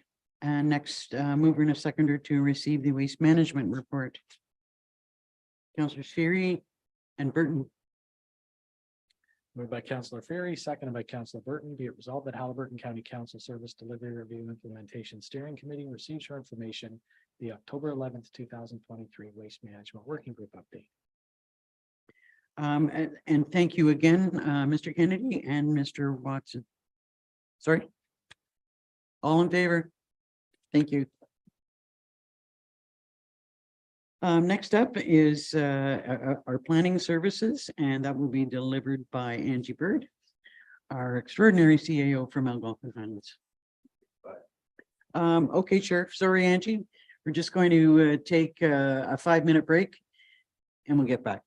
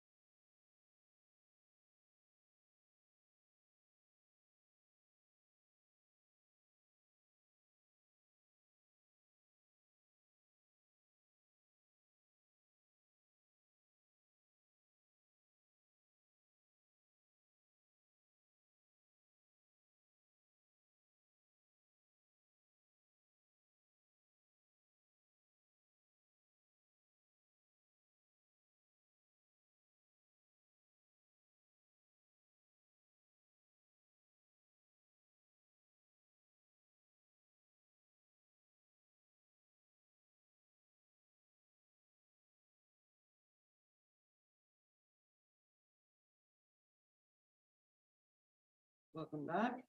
So next on the agenda are the planning services. Welcome back. And next on the agenda, as previously mentioned, are planning services, and that will be delivered by Angie Bird from Algonquin Highlands. Welcome, Thank you. Angie. Thank you, Warden. So as you saw in my report, in the service delivery review, it was identified that there were efficiencies to be found in planning services through aligning and standardizing the planning processes and fees, as well as the planning applications throughout the county. It was also identified that the lower tier municipalities could use one official plan with secondary plans to reduce costs and improve staff productivity. The working group met regularly regarding the implementation of the report recommendations, and the first was standardizing the public notice format. This recommendation was supported by the steering committee, so the working group standardized public notices, and that was implemented by all 4 lower tier municipalities as well as the county. The second recommendation that was supported by the steering committee was the development of a consolidated fee structure to be used by each municipality. And this was definitely one of the largest tasks that we've completed to date. And I do have to commend staff for developing this harmonized list of fees. It is hoped that it will improve cost recovery for planning services and reduce confusion for the public. And 3 out of the 4 lower tier municipalities have adopted the new fee. They adopted the new fee structure in 2022. The working group has begun the process of reviewing municipal examples of standardizing the pre-consultation process that will improve service delivery for the public and increase efficiency for staff. However, this has not yet been implemented. And the last recommendation from the service delivery review for planning services was for the local municipalities to remove their official plans in lieu of one county official plan. and then implement secondary plans. This was also supported by the steering committee and was directed to be undertaken when the county commences its official plan review next year in 2022. And that's my report. Thank you, Warden. Questions or comments on planning services? Planning is something that I see as maybe an area where we might have some success and reduce some of the back and forth that's required now between the county and the lower tiers. Comments, Councillor Carter. Just so there's no confusion, and perhaps this is Mr. Stone is a question to him. So when we're talking about next year doing the official plan review, what we've been doing lately is just an update, or is that to confirm to the new laws? Is that correct? Yes, at this point, it's I had to get you to that chair at some point. Thank you, Madam Warden, to the rest of the council. So yes, there's two approaches to fixing your official plan. If you want, you can do what we're doing right now as needed. We can bring in specific amendments to target areas that we think are in real need of updating, and then you can schedule a more fulsome review, and that's typically the Planning Act requires that to happen every 10 years. So the county official plan has been in effect since 2015. So 24 would be the opportunity for county council to say, go ahead, let's start a review. Reviews can take on average about 2 years to look at. One of the things that we're doing right now that's very helpful for a review is the growth projections that we're hoping to update shortly. So Yeah, I just wanted to make it clear to everybody that, you know, that we've been doing a lot of work recently, and as some of the municipalities, so that is well worthwhile work, and it's based on what the government rules have changed, and then we'll do like you said, a fulsome look next year, right? Thank you. Councillor Shell. I have a question that maybe even Councillor Carter or Mr. Stone could answer. So I'm looking at the harmonizing of fees, and I see Highlands East, Dysart, and Algonquin Highlands, and Minden Hills is not bought into that. Is that because in 2022, Minden Hills didn't have an in-house planner, so our cost structure was different? Okay, I just want to say that out loud so that when people are looking at it, it doesn't look like we weren't willing to play ball. It was just that we didn't have a planner. Thank you. That's the reason. Councillor Fury and then Councillor Dayu. Well, I'd like to have this clarified. So are we talking about one plan for the county then? If we are. That would be the case if we consolidated planning. to the Yeah, well, county. there's one thing I want to point out. We're 20 years having the county become the planning authority for the municipalities. I would say if we have one tier, that the province will be the planning authority for the county. That's a whole different ball of wax. We've been down that road. So we ought to be careful what we're doing here. And maybe Mr. Stone would have a comment on that. Thank you, Madam Warden, to the rest of council. So I'm not so certain that the province wants to sort of jump in with both feet when it comes to administering planning locally. So I think the most critical thing, and I think the county is well positioned for that, is to have really good planning policies that reflect the provincial interest in their planning documents. So I think for us to move forward in 2024 to initiate a review is a good time because the province really wants to see all the municipalities around the province have policies that are very reflective of their program initiatives. Certainly by the end of this year, it's anticipated that we'll have a new provincial policy statement. And the expectation, I would imagine, is that policy statement will have an implementation date, which is to say all local planning documents need to be updated by a certain date, a year or two down the road. So it's a good opportunity for county council to. I like to believe that you're right. because we went through hell the last two official plan amendments to get anything the county wanted, because provincial policy was trying to drive us in another direction. So we'll see. Does not provincial policy drive both upper and lower tiers when it comes to our? Well, official- it does, but if you get something passed with some kind of rationale that's reasonable at the county level, then it can be endorsed at the lower tiers. You only got one to play with. I don't know. I'd like to see it, see if the province is not interested. Anyway, we're not there yet. Councillor Daya? Thanks, Angie. I certainly see the advantages to consolidating into one OP, but I wonder if anyone in the steering group, or if the steering group, I should say, sort of mulled over potential disadvantages that we should be wary of. And I'm thinking, using a broad brush approach to both urban areas and some of our tiny little settlements and shoreline residential areas, which perhaps have been treated or should be treated differently across the county. Are there any disadvantages that were immediately sort of seen as hurdles that would have to be leapt over?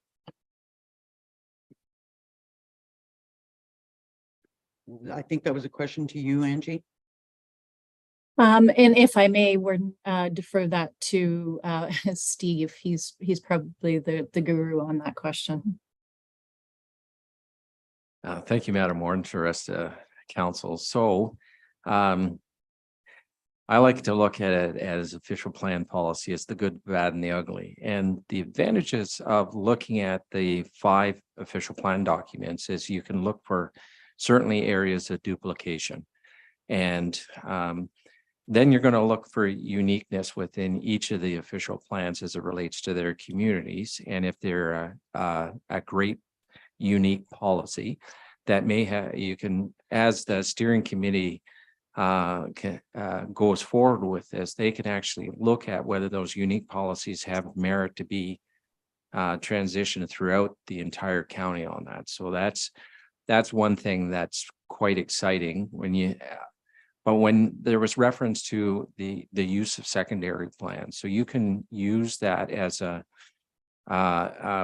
planning tool that looks very specifically to communities, and you can develop policies that tells their story much better in a secondary plan than you do in the rest of the official plan. So I like to think of secondary plans as you can have two approaches, but they're like a chapter in a book, and they will tell a unique story and set policy guidance to how those communities will grow, be protected as they grow, and so on and so forth. So there are, I guess, the disadvantages or the challenges would be if you don't really take a fulsome look at why a community is unique, what's important to sort of preserve that, and then come up with the policy guidance to allow for that preservation to go forward. So I'm actually quite excited about that opportunity because all 4 municipalities have a unique approach to how they do land use planning. There's a lot of similarities, but I think we can grab the gems from one municipality and share that with the other 4 as we look at our policy development. Councillor Real? Steve, I'm a great advocate of the 80-20 rule. And the way you're talking, it's almost like 80% of all of our official plans are more or less identical. And therefore, a single one isn't going to make any difference whatsoever. It's not going to compromise anybody.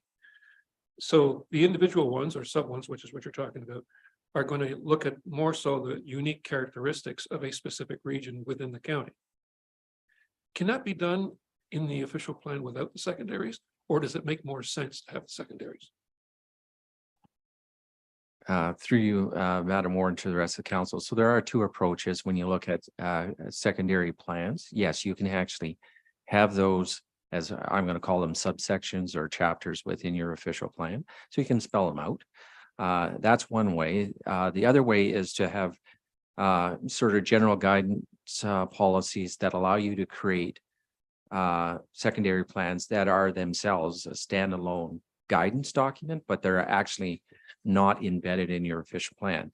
The beauty of having the second approach is that you don't have to go through an amendment process every time you want to make some corrections or additions to that secondary planning document.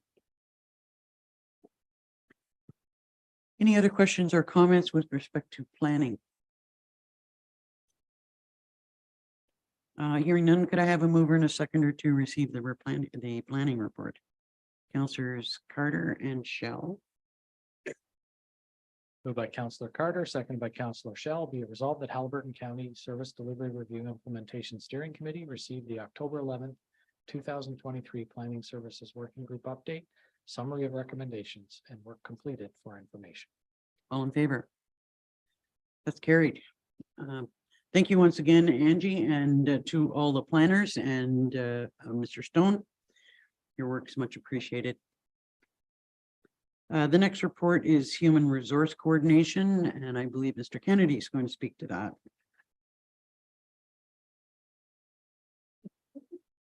Thank you, Madam Warden, Council. This report concerns one of the recommendations made of the service delivery review as far as looking at standardization across the county of human resources, be it benefits, number of items there. So when the working group got together, they met a number of times. The last time actually was on June the 8th, but they had met previously about 5 times to work on different recommendations from the service delivery review. It was decided that a couple of recommendations they weren't going to focus on. They were going, that being exploring the outsourcing operation of HR functions and establish HR as a shared and integrated service. So they were set aside in order to concentrate on a benefits package across the board. There may be more opportunities for savings there with the standardized benefit package. So out of that came a couple of recommendations that I want to point out, and that being that the steering committee endorsed that a report be provided to the 5 municipal councils, with 4 municipal and the county, to seek direction to develop a joint RFP for brokerage services, and once complete, go out to a market for group benefits. So one of the caveats to that one is that the working group also feels that this may require a 2-part RFP. Part 1 would be a benefits broker for each of the 5 partners. And then once a successful candidate were chosen, then the broker would tender out the business. The second recommendation is that with 4 of the 5 partners going into bargaining this fall, that the committee recommends that the RFP process be deferred until after all the contracts are settled. Once they are settled, then the county procurement officer should be included in the development of the RFP. And I'd ask the other CAOs if I've missed anything major in that. Comments from the CAOs? Anything you want to add? Hearing nothing, are there any questions from members of council with respect to this report? Well, that's clear. Could I have a mover and a seconder then to receive the Human Resources Coordination Report? Councillors Carter and Dayu. Moved by Councillor Carter, seconded by Councillor Dayu, be it resolved that Haliburton County Council Service Delivery Review Implementation Steering Committee received for information the October 11th, 2023 Human Resources Collaboration Working Group update. All in favor? That's carried. So we're moving right along on economic development. The next item is collaborative procurement. I think you spoke to that already. Really, I don't think on so that has been implemented. We've already talked, we've had a number of successes, I believe. And county council has a revised procurement policy that has been developed that is consistent with all free trade agreements and other legislation. We're now beginning working with municipalities to see if they will adopt something similar. I would say this has been a really big success so far, recognizing we have some things to iron out and process things. But I think this has really been a success. And I'm not sure if there are any comments that you want to make with respect to legal services. I suspect to a great extent we're using the same legal services. I think we are, but I think there was a recommendation in, or best practices identified in the service delivery review. What we had some pushback from the community, actually from a longtime solicitor in the community who no longer practices. So it wasn't that he was trying to protect his business, but he said so much in law is about specialization. And he said he believed that if the county hired a central, like a solicitor, that there would be still a lot of requirement to reach out to those specialties in law, whether it be HR, whether it be, certain types of litigation, other things. So he thought that the review that we had done really looked at all of our legal costs and assumed that we could replace that, but he didn't believe that was the case. And I think he's right. And I think the CAOs agreed with that as well. So I think the previous steering committee or the previous county council said, let's just put the brakes on that and not really pursue it at all. And so that's what we've done. Thank you. Any comment on that, Councillor Carter? I think the other part of it is that from time to time, we in the municipalities may want to sue you. And so we'd want a different lawyer. I assume you don't mean me personally. I Depends. We're leaving that open. I am a little sensitive. Okay, and communications was not something that we decided that we were going to pursue. Although Algonquin Highlands did decide to hire our own communications officer, and that has been really helpful to all departments, working well. Next up would be fire services, and it looks to me like we're bringing in two gentlemen from Dysart, Dan Chumley and Chris Bronx. Sorry, Chris Bowman is actually from Highlands East. I apologize. Oh, got that wrong. well, my apologies too.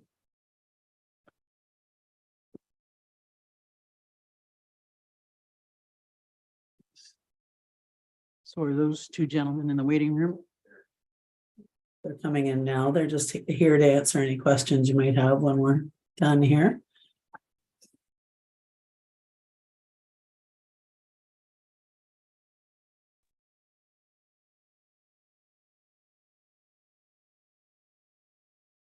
Good afternoon, gentlemen.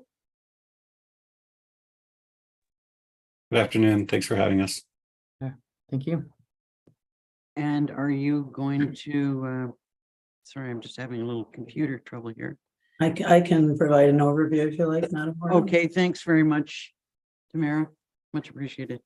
Okay, we've been meeting pretty much since the start, like since early 2021. With the 4 fire chiefs. We've had some changes in personnel over that time within the fire group. But everybody's keeping up really well and working together.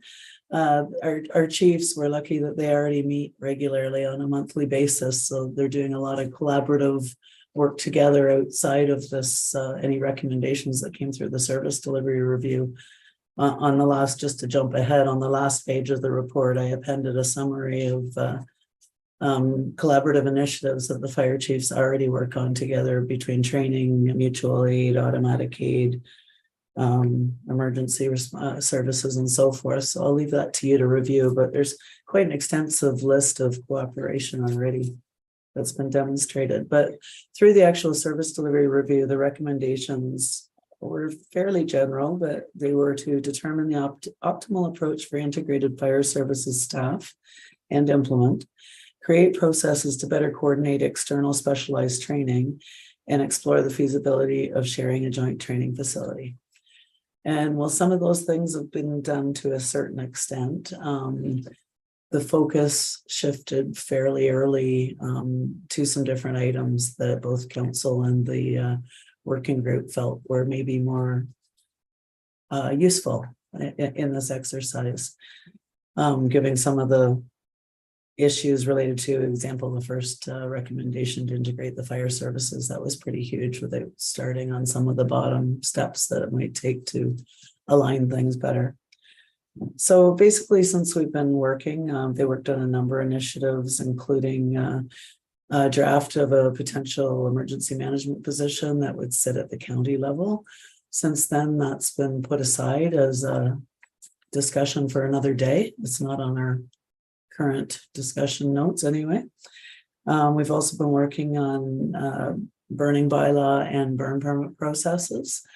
So we're getting really close and that the seasons and the time of day are aligned between the 4 townships.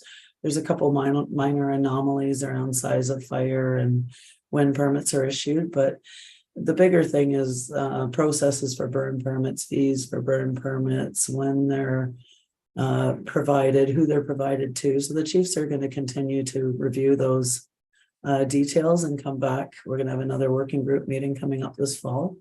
And we're going to look at seeing what we can do to fine tune some of those things and bring forward a recommendation back to the steering committee and the various local councils if it goes forward. There's also been a lot of collaboration on training. Last year, Algonquin Highlands coordinated the basic emergency management training for the local EOC members, and Minden Hills hosted the CEMC course in September. For the annual tabletop exercise that everybody's required to go through legislatively, we also collaborated and got the same instructor and worked with the IT department on a cybersecurity event.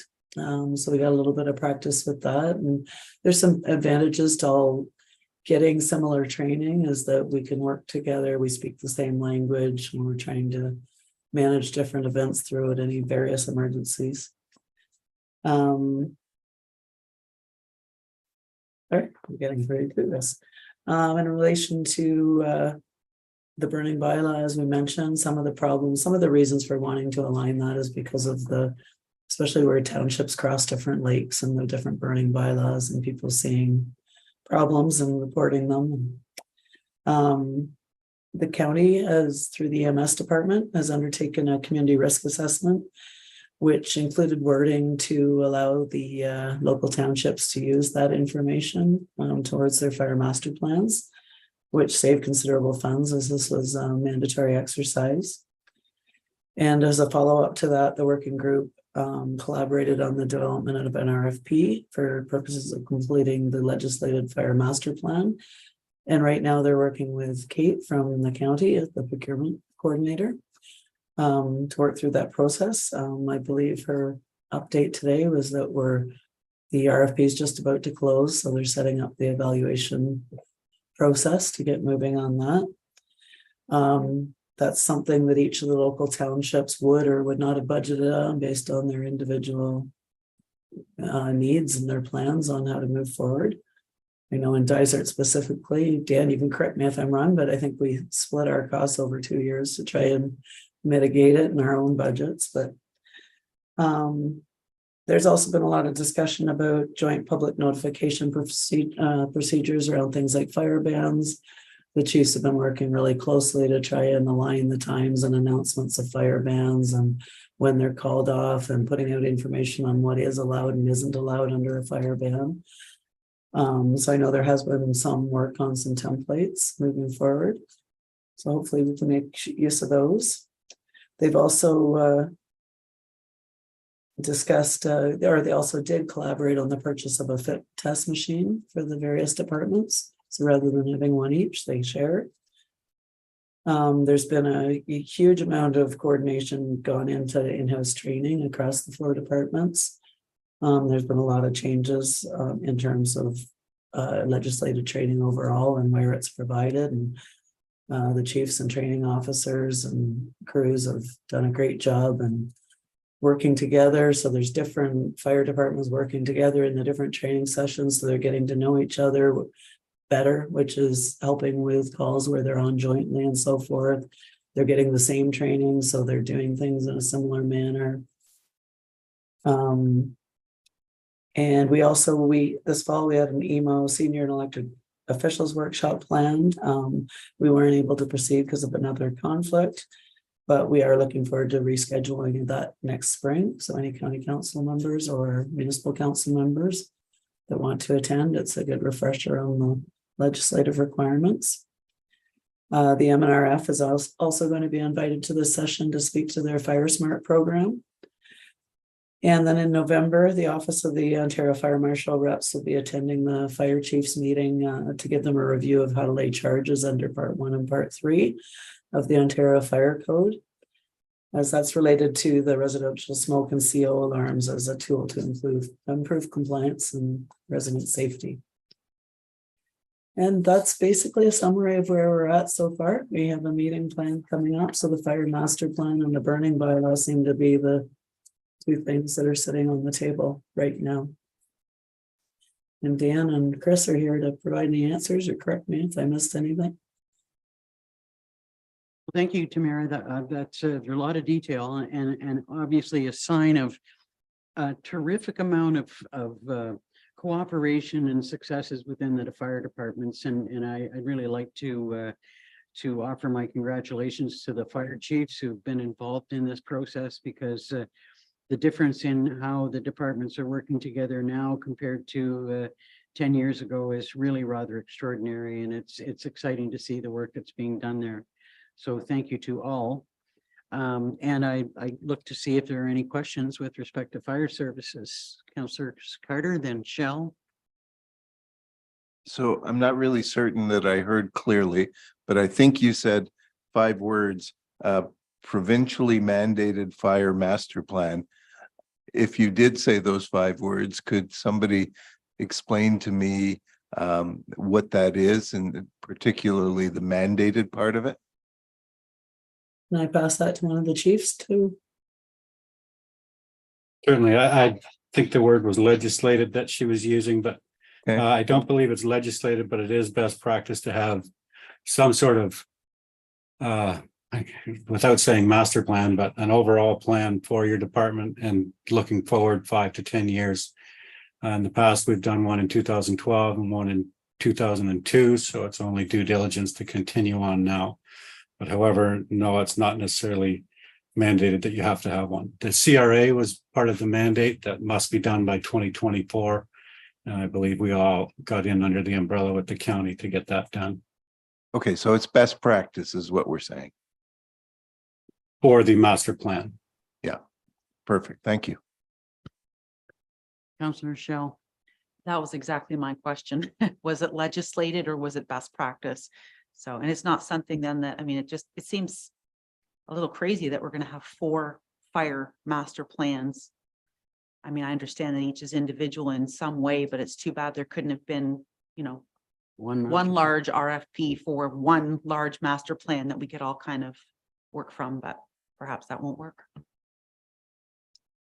Councillor Rail. Chris, we've heard a lot, or I'm sorry, Tamara, we've heard a lot about the next generation 911 and how that's going to be affecting a lot of things. Mostly the information we're getting is related to paramedics. How's that going to be handled, and have you got plans for it in 2024?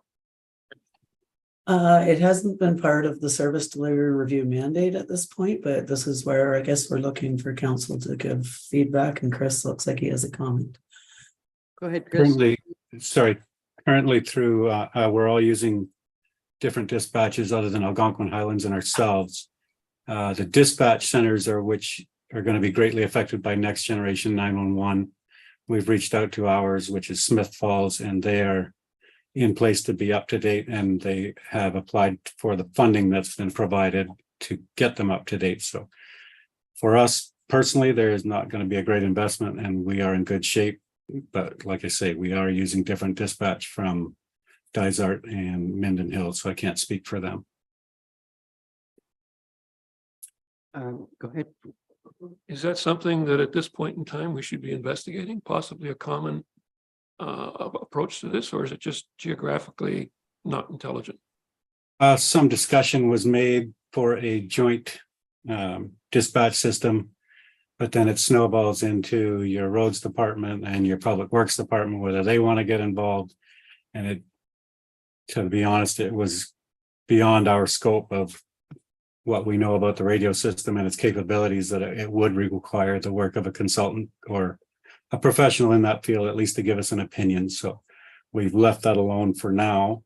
However, it's not something we're against in the future. It would make interoperability simpler. Any other questions or comments about fire? Go ahead, Councillor Al. I just had one more. I noticed that under in your agreements, you've got the Dysart ones listed here. Obviously because Dysart's one of the partners, but are there also arrangements between Minden Hills, Highlands East and Algonquin Highlands? I think it was Chief Isles at the time put this document together, if I recall, so it may have just been written from that perspective. Any other questions or comments? Go ahead, Dan. I apologize, first of all, for my camera. That's why I turned it off, so it's being less distractive. I can speak a little bit to those agreements. I'm aware that Algonquin Highlands and Minden Hills have interoperable agreements as well. Certainly covering the area of say Carnarvon, which is actually part of Minden, but I believe Stanhope currently covers that as a department. So there are other agreements throughout the county as well, for sure. Thank you. Well, if there are no further questions, could I have a mover and a seconder then to receive the fire services report? Councillors Ryle and Carter. Moved by Councillor Ryle, seconded by Councillor Carter, be it resolved that Halliburton County Service Delivery Review Implementation Steering Committee received the October 11th, 2023 fire services update for information purposes. All in favor? That's carried. And once again, thank you to you all. And the final report is on the IT SDR working group update, and that will be delivered by Mr. Murch.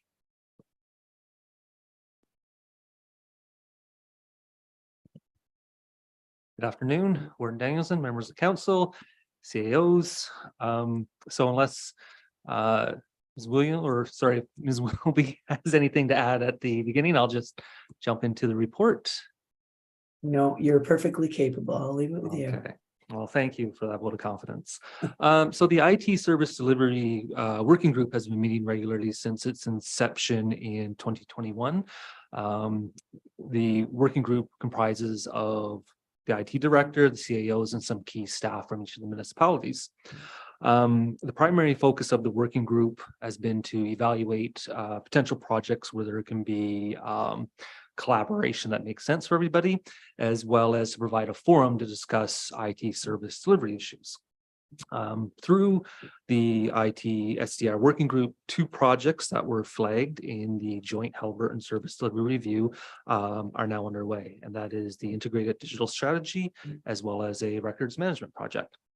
In terms of the digital strategy, an RFP was released and awarded to Perry Group Consulting for the creation of an IT digital strategy for the county and all 4 municipalities. The Perry Group is right now just wrapping up their discovery phase, has met with most of the county and municipal management teams, as well as sent out an all-staff survey. And we're expecting a draft of their findings here very soon. And that would be presented to the SDR group, talked about, and then a further report coming to council early in the new year. In terms for the records management, representatives from the county and 4 municipalities, as well as the library system, have formed a working group. And through that working group, we developed a project scope for the records management project.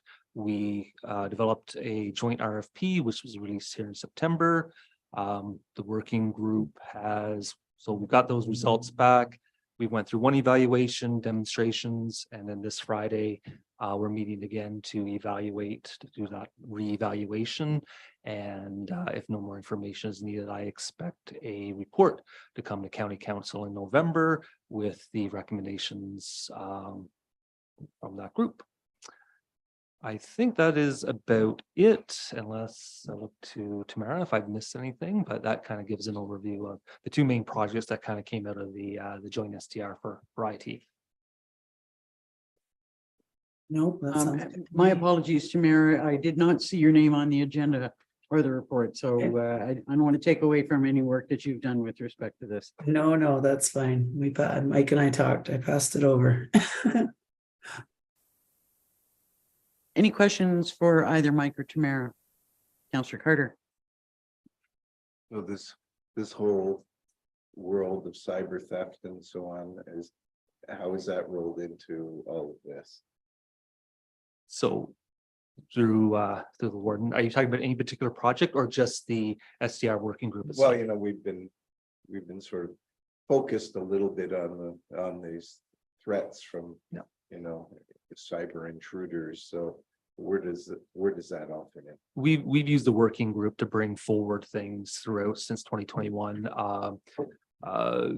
Tamara mentioned about the incident response plan, the cyber attack exercise that was first brought forward through the SDR group, kind of agreed upon and then rolled out. The cyber security maturity assessment we did a couple years ago, again, that was something that was brought forward to the SDR group, kind of reviewed, agreed upon, and then brought forward through the budget process.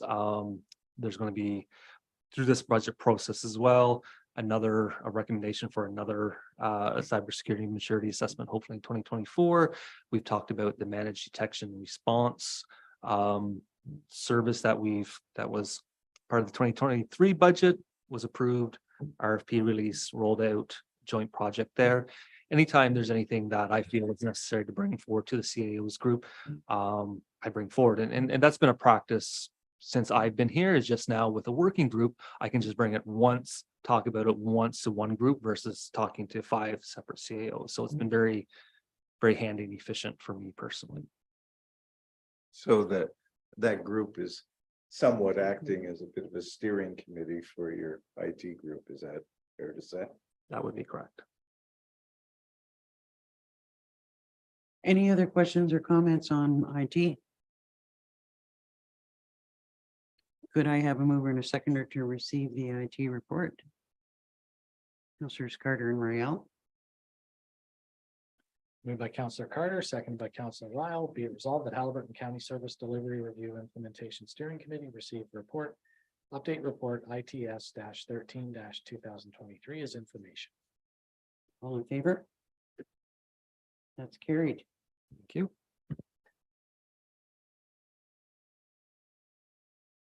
So back to the beginning. I can see that there's some solid, I shouldn't use the word solid when I come to talk to waste management, but there's been some good work and some ongoing work with respect to waste management, and I see that continuing.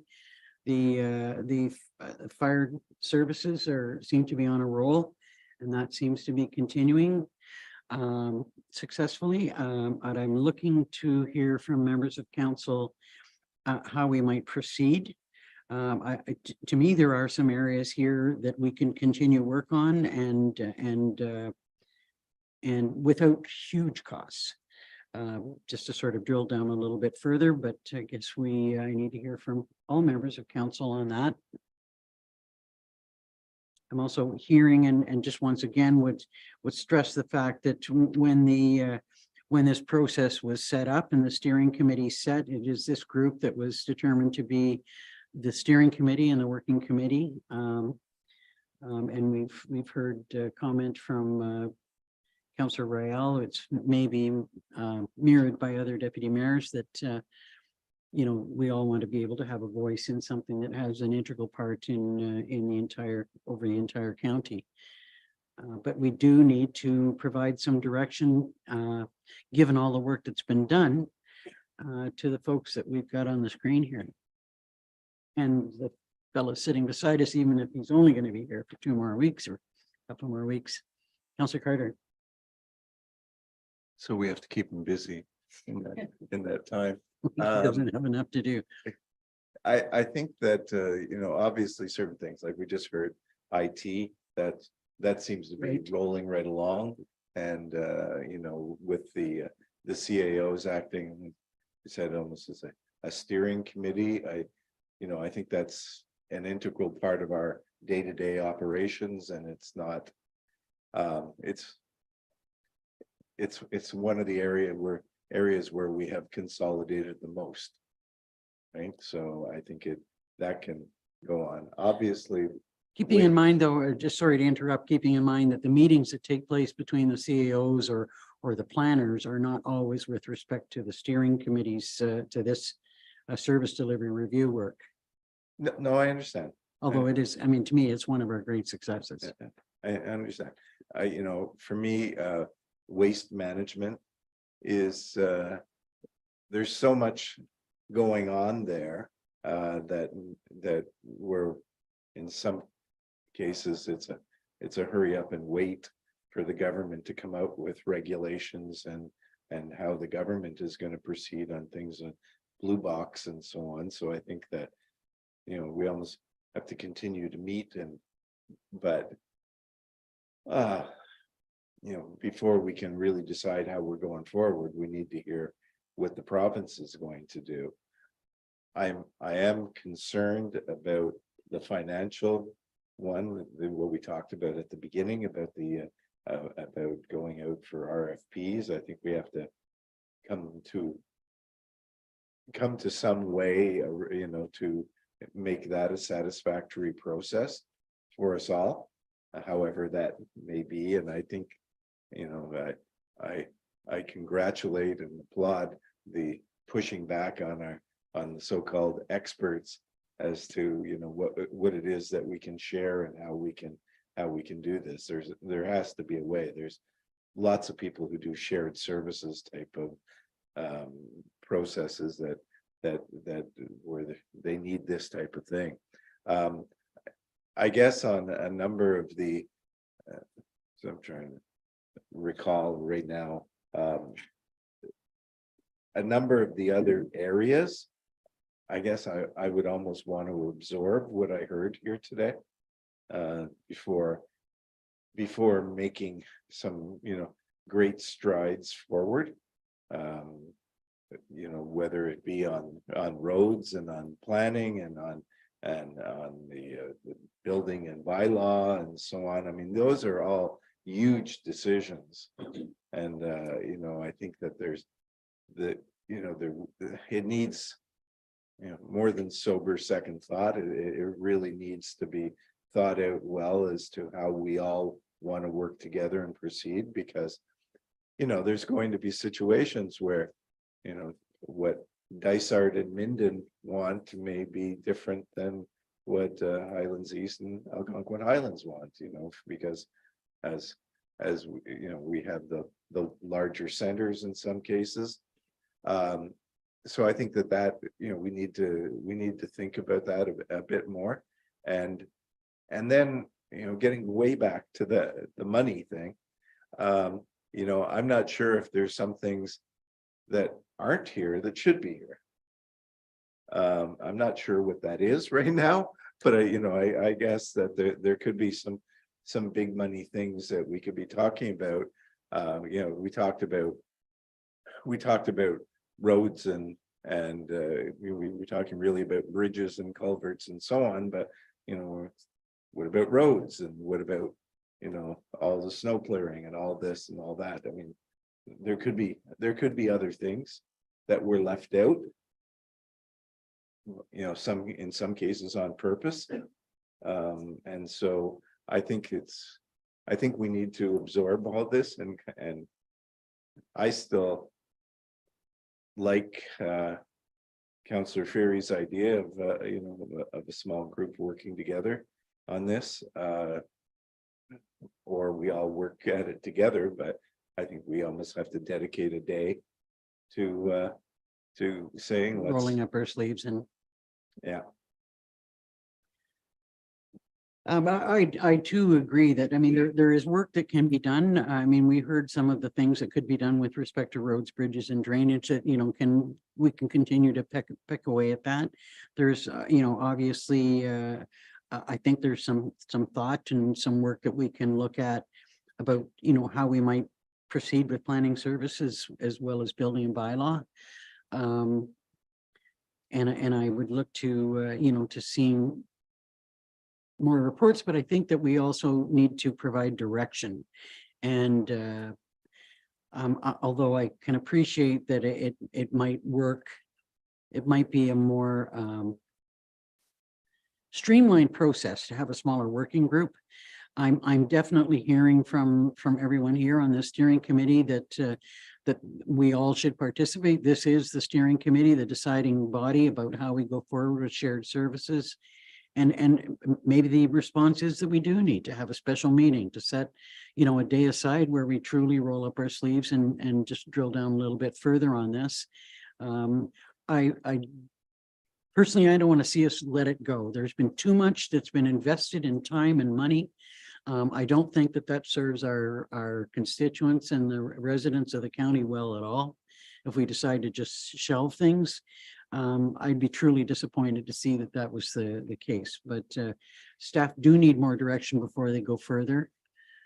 So the sooner we have a meeting like that, the better. Absolutely. I think the other really important consideration is we're at a bit of a crossroads here. We're going to have a new CAO here in the county. We'll have a new CAO in Minden. We have new planning people in Minden. There's going to be new planning people, you know, here at the county. I think it's sort of a time when we need to get everybody together again. What was put together in 2020 or 2021, you know, there's some different players now, and we have to make sure everybody's clear as to what we're doing. So having that day together to really come up with the plan could be worthwhile. Thoughts from other members of council? Councilor Rao. I absolutely agree with Councillor Carter's move on it, and other things too, because we did this back in 2021, whenever the case may be. We had no idea that the impact of Next Generation 911 back then, but we had no idea what Blue Box was going to do back then. So not only are we going to be looking at the list that was generated then, of which now we've crossed some off, but we got new stuff now that's coming into the game, which was never on there before. So are we just going to not worry about that? Or are we going to start making this a dynamic unit that keeps looking at things as they become a problem before they become a problem? That's what I'm thinking. I don't disagree. I'm just sort of thinking back to Councillor Ferry's comment that, you know, there's been a couple of issues that we've looked at in shoreline preservation and now short-term rentals that, you know, 4 years is a long time. And I don't want to see us, or I'm hoping that we're not going to be spinning our wheels in that same way. Because we do have an awful lot of topics and issues to deal with aside from those. And it just takes away from and distracts and frustrates people, to be quite honest. So, you know, the sooner I think that we can move forward, have a special meeting, plan on a full day, and see where we land. Thoughts from anyone else? I see you're making entries. Any thoughts? Yeah, indeed. I got my little list of things now that I wanted. It's short, but I wanted to make sure that it was in order.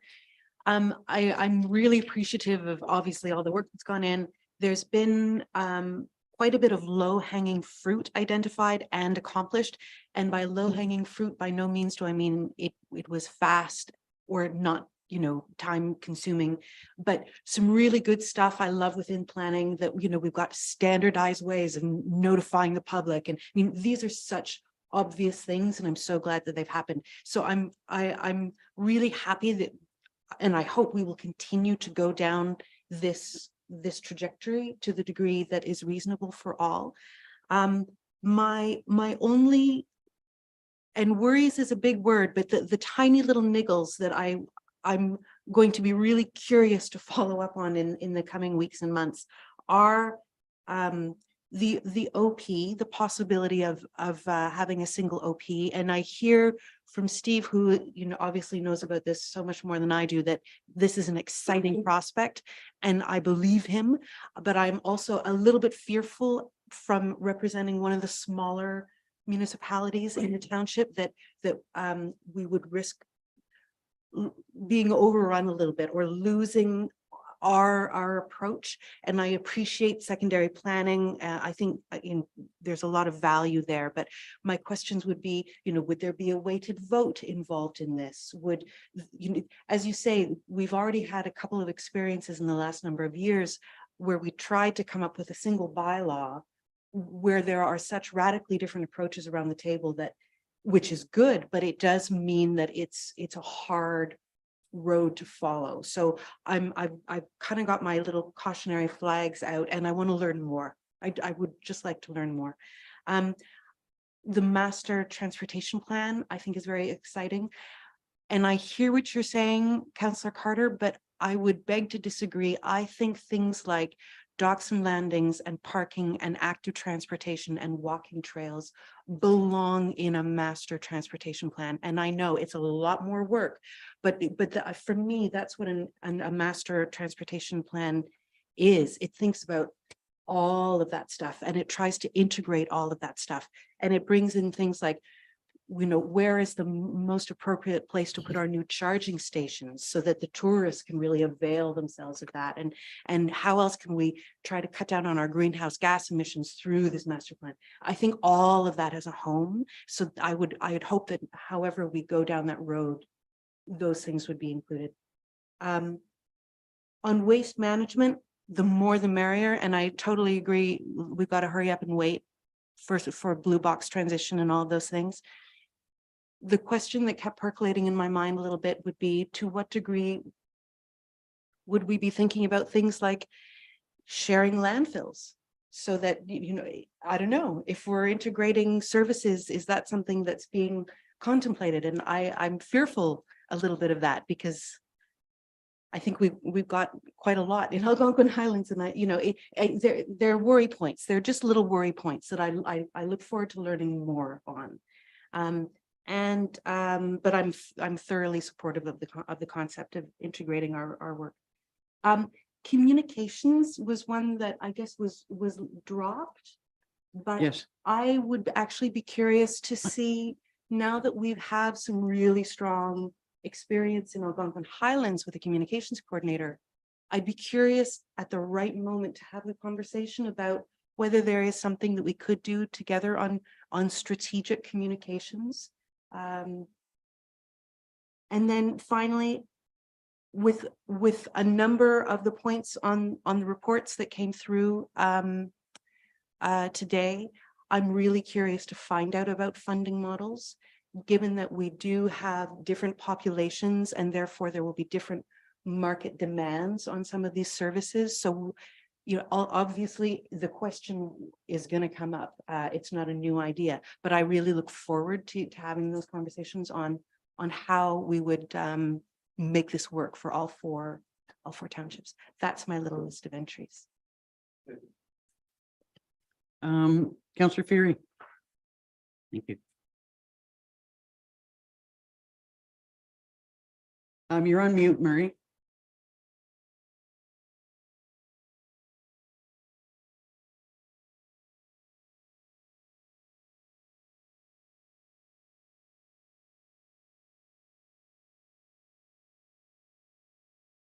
Still on mute.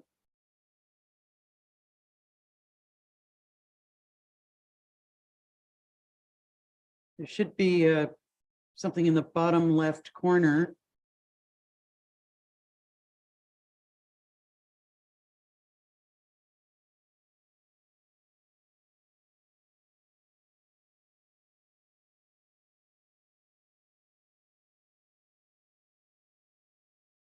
I'm sorry, Murray, we can't hear you, and I'm not sure if you've given up or if you're still trying. There should be a button that you can push on the bottom left-hand corner of your screen, of the Zoom screen.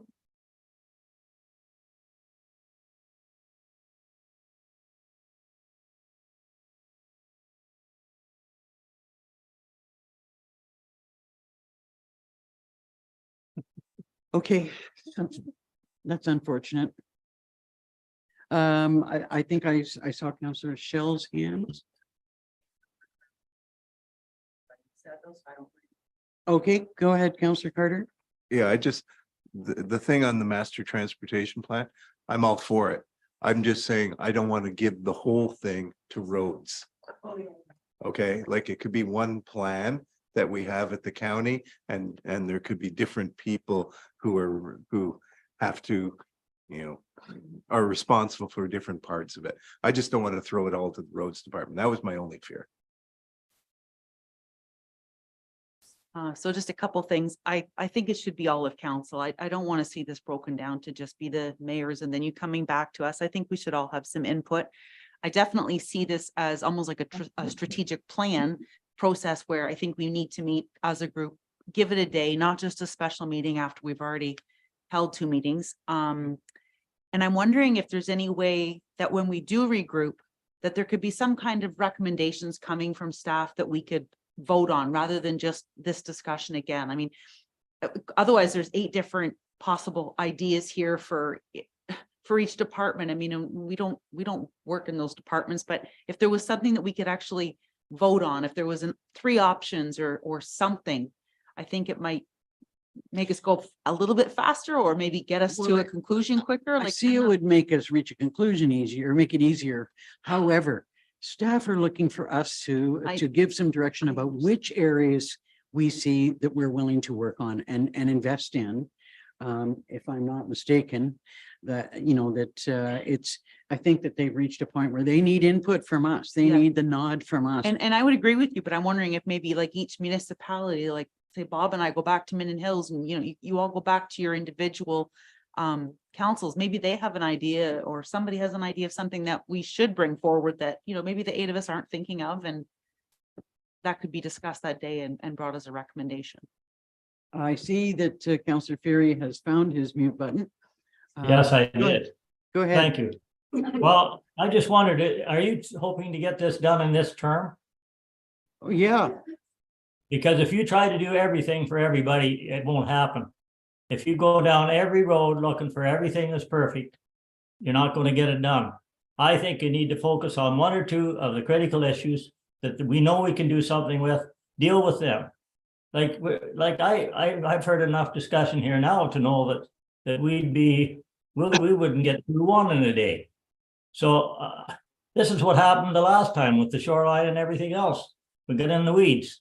So I think we need, look, I'm old school and I'm probably saying some things I shouldn't say, but councillors can drag things right into the ground, and staff here have done a terrific job. They put stuff on the table. All we need to do is focus on the important things, get the finances together, and then pass 1 or 2 things at a time, and then move on to the next 2. And take it or leave it, but you're not going to get it done if you try to do it all at once. I can tell you that. Anyway, I've said my piece. Thank you. And I see some nodding heads here. I'm not sure we're not disagreeing on that. But you know, I think Councillor McKechnie. I probably should shut up, but I'm not going to. I'm not just repeating, I'm not a puppet for Mr. Ferry, Mayor Ferry, but I agree. I went to the same school he went to. And we witnessed and we're not condemning the past council here at county, because every council has their issues. But it's 4.5 years you guys have almost been with your shoreline policy. And when you look at all the great work that the CAOs did preparing this report, there's not enough time in the day for us all to come to an agreement, 8 of us sitting around here. So I agree 100% with what Murray's saying. And I think there's been a lot done in the past too that we seem to forget about, where we work together and try to help one another out. And I just I just think we can sit around this table like we have been, and you know, I think other than what the staff have done, but we're just kicking the can around the corner, keep kicking it and kicking it. And I'm for trying to accomplish something, like whether it's we fix 1 thing or 2 things in the next day, week, month, or whatever. But to do everything that's on that report there, I think it is pretty tough. I don't think that we're even suggesting that we're going to do everything on 1 report, but I mean, if we can even decide which things we need to focus on at 1 meeting, that gives direction to staff to where they go forward. Mike, can I ask you 1 question too? Maybe this is out of line, but how much money would have been spent already with consultants on this report? It's not just consultants. Don't forget about the time, Oh, I know about our staff, your staff. I understand that. all of our staff. That's what I mean. I'd have to go back and look. I know that my recollection is the grant was $150,000. My suspicion is that the price came in about the same. Okay, thank you. Councillor Shell, then Councillor Dayu. I would agree with Councillor Ferry. I think there's some things on this report that we've been given today that we know that for now, this council's not going, like, I mean, fire is an example. Like you just said, you know, everything's moving ahead. Well, they've been doing, Waste management. yeah, there's certain things, but I think they're like Marie said, I think there's certain things we can pull out of this and we could spend some time working on just those items rather than the whole report, which he's right. I mean, we're not going to get all of that done in this council term. There's just, it's not Thank you, possible. Lisa. Councillor Dayu. I guess I just see the report a little bit differently. We've heard a lot of things today, a lot of which has already been done. It's not like it's being proposed, it's already in the works. And I think for some of the more obvious moments for integration, that's happening and it will continue to happen because we're now in that trajectory. But there are only a few big ticket items. There's the integrated waste management, there's the OP, there's the MTP, there's integrated building and bylaw service. There are only a few really big ticket items. So maybe, yeah, if we did come back and just focus on those four to see what we want to do about them. I don't actually see a big long list here. I see a few. Councillor Ryle. I think that what Councillor Carter suggested by taking a day and dedicating it to it would accomplish exactly what you're asking for. After we've gone through what we have, we're going to find out things that are ready to pick, or if not ready to pick, close enough that we should start looking at how to harvest. There are going to be other things that require a lot more due diligence because they're complicated. So now we can choose to stop, in which case more time goes by, or we can understand that it needs more due diligence. An example would be the Blue Box program, and another one would be the next generation 911. But you keep your ear to the ground. You have the people working on it. They're not the same people that are working on other things anyway. So it's not that and I agree. Now you've got the priorities at the front. Those are the ones we picked. That's the ones we're doing. And although we haven't really done a whole lot in a year, I can't blame staff for that. It's just the transition between one administration and another administration. And there was not much done from September of last year till the end of the year either. So I think that we could probably accomplish more. Are we going to get it all done in this year? Not on a hope. But we certainly have a game plan on what we're going to accomplish over the next 3 years, the items that are going to be done in the first quarter, second quarter, and those that are going to go further. I don't know why we can't. With a good solid day of thinking and planning, why can we not do that? All the people in the room that make those decisions are here. Let's make them. Okay, so the challenge will be setting another full day in our schedule. Now, do you want to try and, I mean, I kind of think that we've already are hearing. Councillor Burton, I was going to ask if you didn't raise your hand, I was going to put you on the spot to say, let's hear from Councillor. I had my hand up a bit earlier, Warden, and I apologize Sorry. for not being there in person, but some things happened. I would certainly support us getting together, take a day, set a day aside, and hopefully could have a little bit of financial information before we move too much forward. But I can start with the roads. I was extremely pleased with the presentation. It wasn't a surprise to me at all. I do think there's a few little tweaks we can do there. Fire, extremely pleased. I thought that was some I'm going to say low-bearing fruit that I knew was out there that it's been a highlight probably for my life, my years in the fire department and trying to pull mutual aid and do different things together. And I'm extremely pleased they're doing that with the training and different exercises they're doing. The building and bylaw.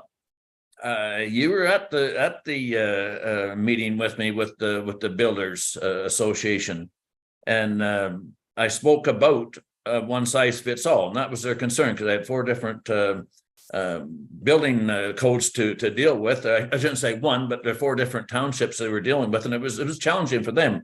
And we did say at that time that we would certainly look into it and see if we couldn't make it better or easier for them.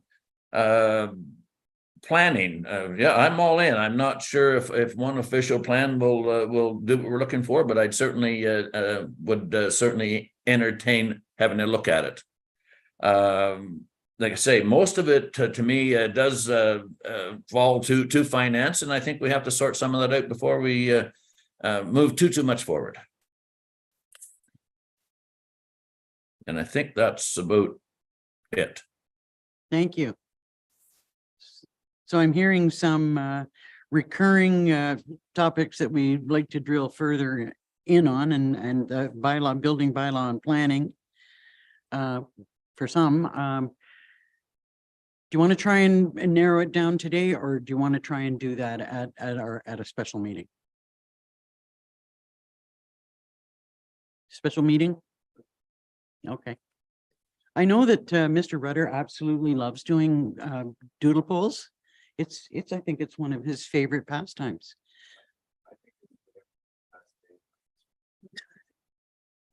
Possible. I'd like to be more positive. So so that would be a meeting that you're looking for with the CAOs and council? Okay. Look at those excited faces on the screen. So we'll try to set that up. Maybe somebody will help Mike with that. Well, I can do a doodle poll. And let's all try our best. Okay, I'm just in the middle of saying something. Let's all try our best to try and accommodate that. If there's, if we need to make some little shifts, I know it's hard to get a group this size together. Did I see your hand up, Tamara? Yeah, I just wanted to ask, would we be inviting the department heads that are involved, or a rep from each group or something, just so that when we get stuck on a technicality, we have. I don't think at this point, I think that you're all familiar enough that in order for us to try and hone in on and prioritize, the direction that we want to take, and where we're seeking some additional work, that we can probably do that with your help. And then, the department heads could come in.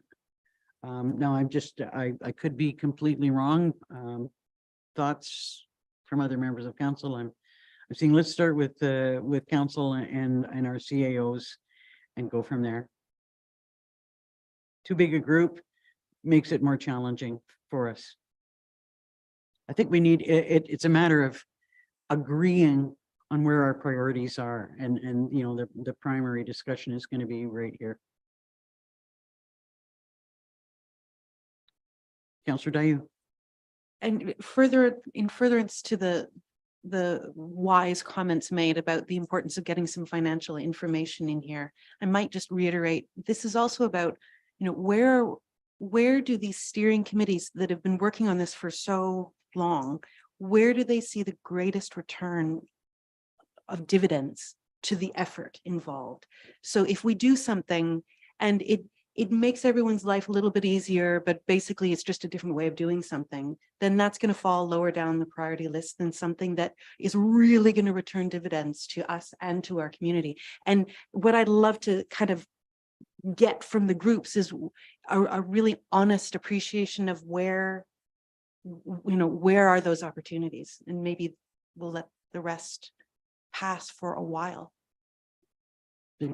I just sort of see that might follow our next meeting. I really believe that it's up to council to decide, okay, where are our priorities? Which of these reports are we really going to drill down on? Because as Murray said, we're not going to be able to achieve them all. Or if you want to have that kind of information before we have our meeting, we're putting it off for a while, quite a while. And if I may, yep, I guess I'm personally not even thinking about the balance sheet and the financial assessment of it, but really the feeling from staff of where they get most excited because they know that their lives are going to be made easier if we're able to do something. So it's more dividends from a work perspective, from an engagement with the community perspective, rather than just the finances. And so I'm not asking for another month of research to be put into something. It's really just coming to the table with that sense, that very human sense. Any other thoughts on this, Councillor Rail? Yeah, I think what Councillor Dayu is saying is got merit. And the other thing, though, I'm thinking is at the end of the day, when we ask our people to look at this stuff, there's obviously the cost of doing it. And then there's the value that comes from the cost of doing it. But there's also the cost of not doing it. We don't do anything, then what? An example of that is we choose to ignore the next generation 911. We don't have time for it, blah, blah, blah. It's going to bite us in the butt at some point in time. Having said that, if we put together a list of things that we as the board decide, there's nothing stopping the people that we depend upon to do the job to say, hey, guys, you might not have seen this quite the way it is. There's more return there than you think. And they could come back and say to us, although we have chosen to back this one off, there are advantages here that we should have a second thought of. It's just part of the cost evaluation and determining. Any other thoughts at this point? Well, this has been an interesting afternoon. I'd like to thank everybody, particularly all of our CAOs and all of the staff again that have been involved in this, council, for the extra time and consideration that you put into this. And I look forward to our next discussion. I hope that it can, that we can actually land somewhere and give some direction on where and how we want to move forward. Because I really don't want us to spin our wheels any more than we need to. We need to come together. So having said that, could I have a mover and a seconder to adjourn? Councillor McKechnie, Councillor Shell, thank you. Moved by Councillor McKechnie, seconded by Councillor Shell, be it resolved that the October 11th, 2023 meeting of the Service Delivery Review Implementation Steering Committee now adjourned. All in favor? That's carried.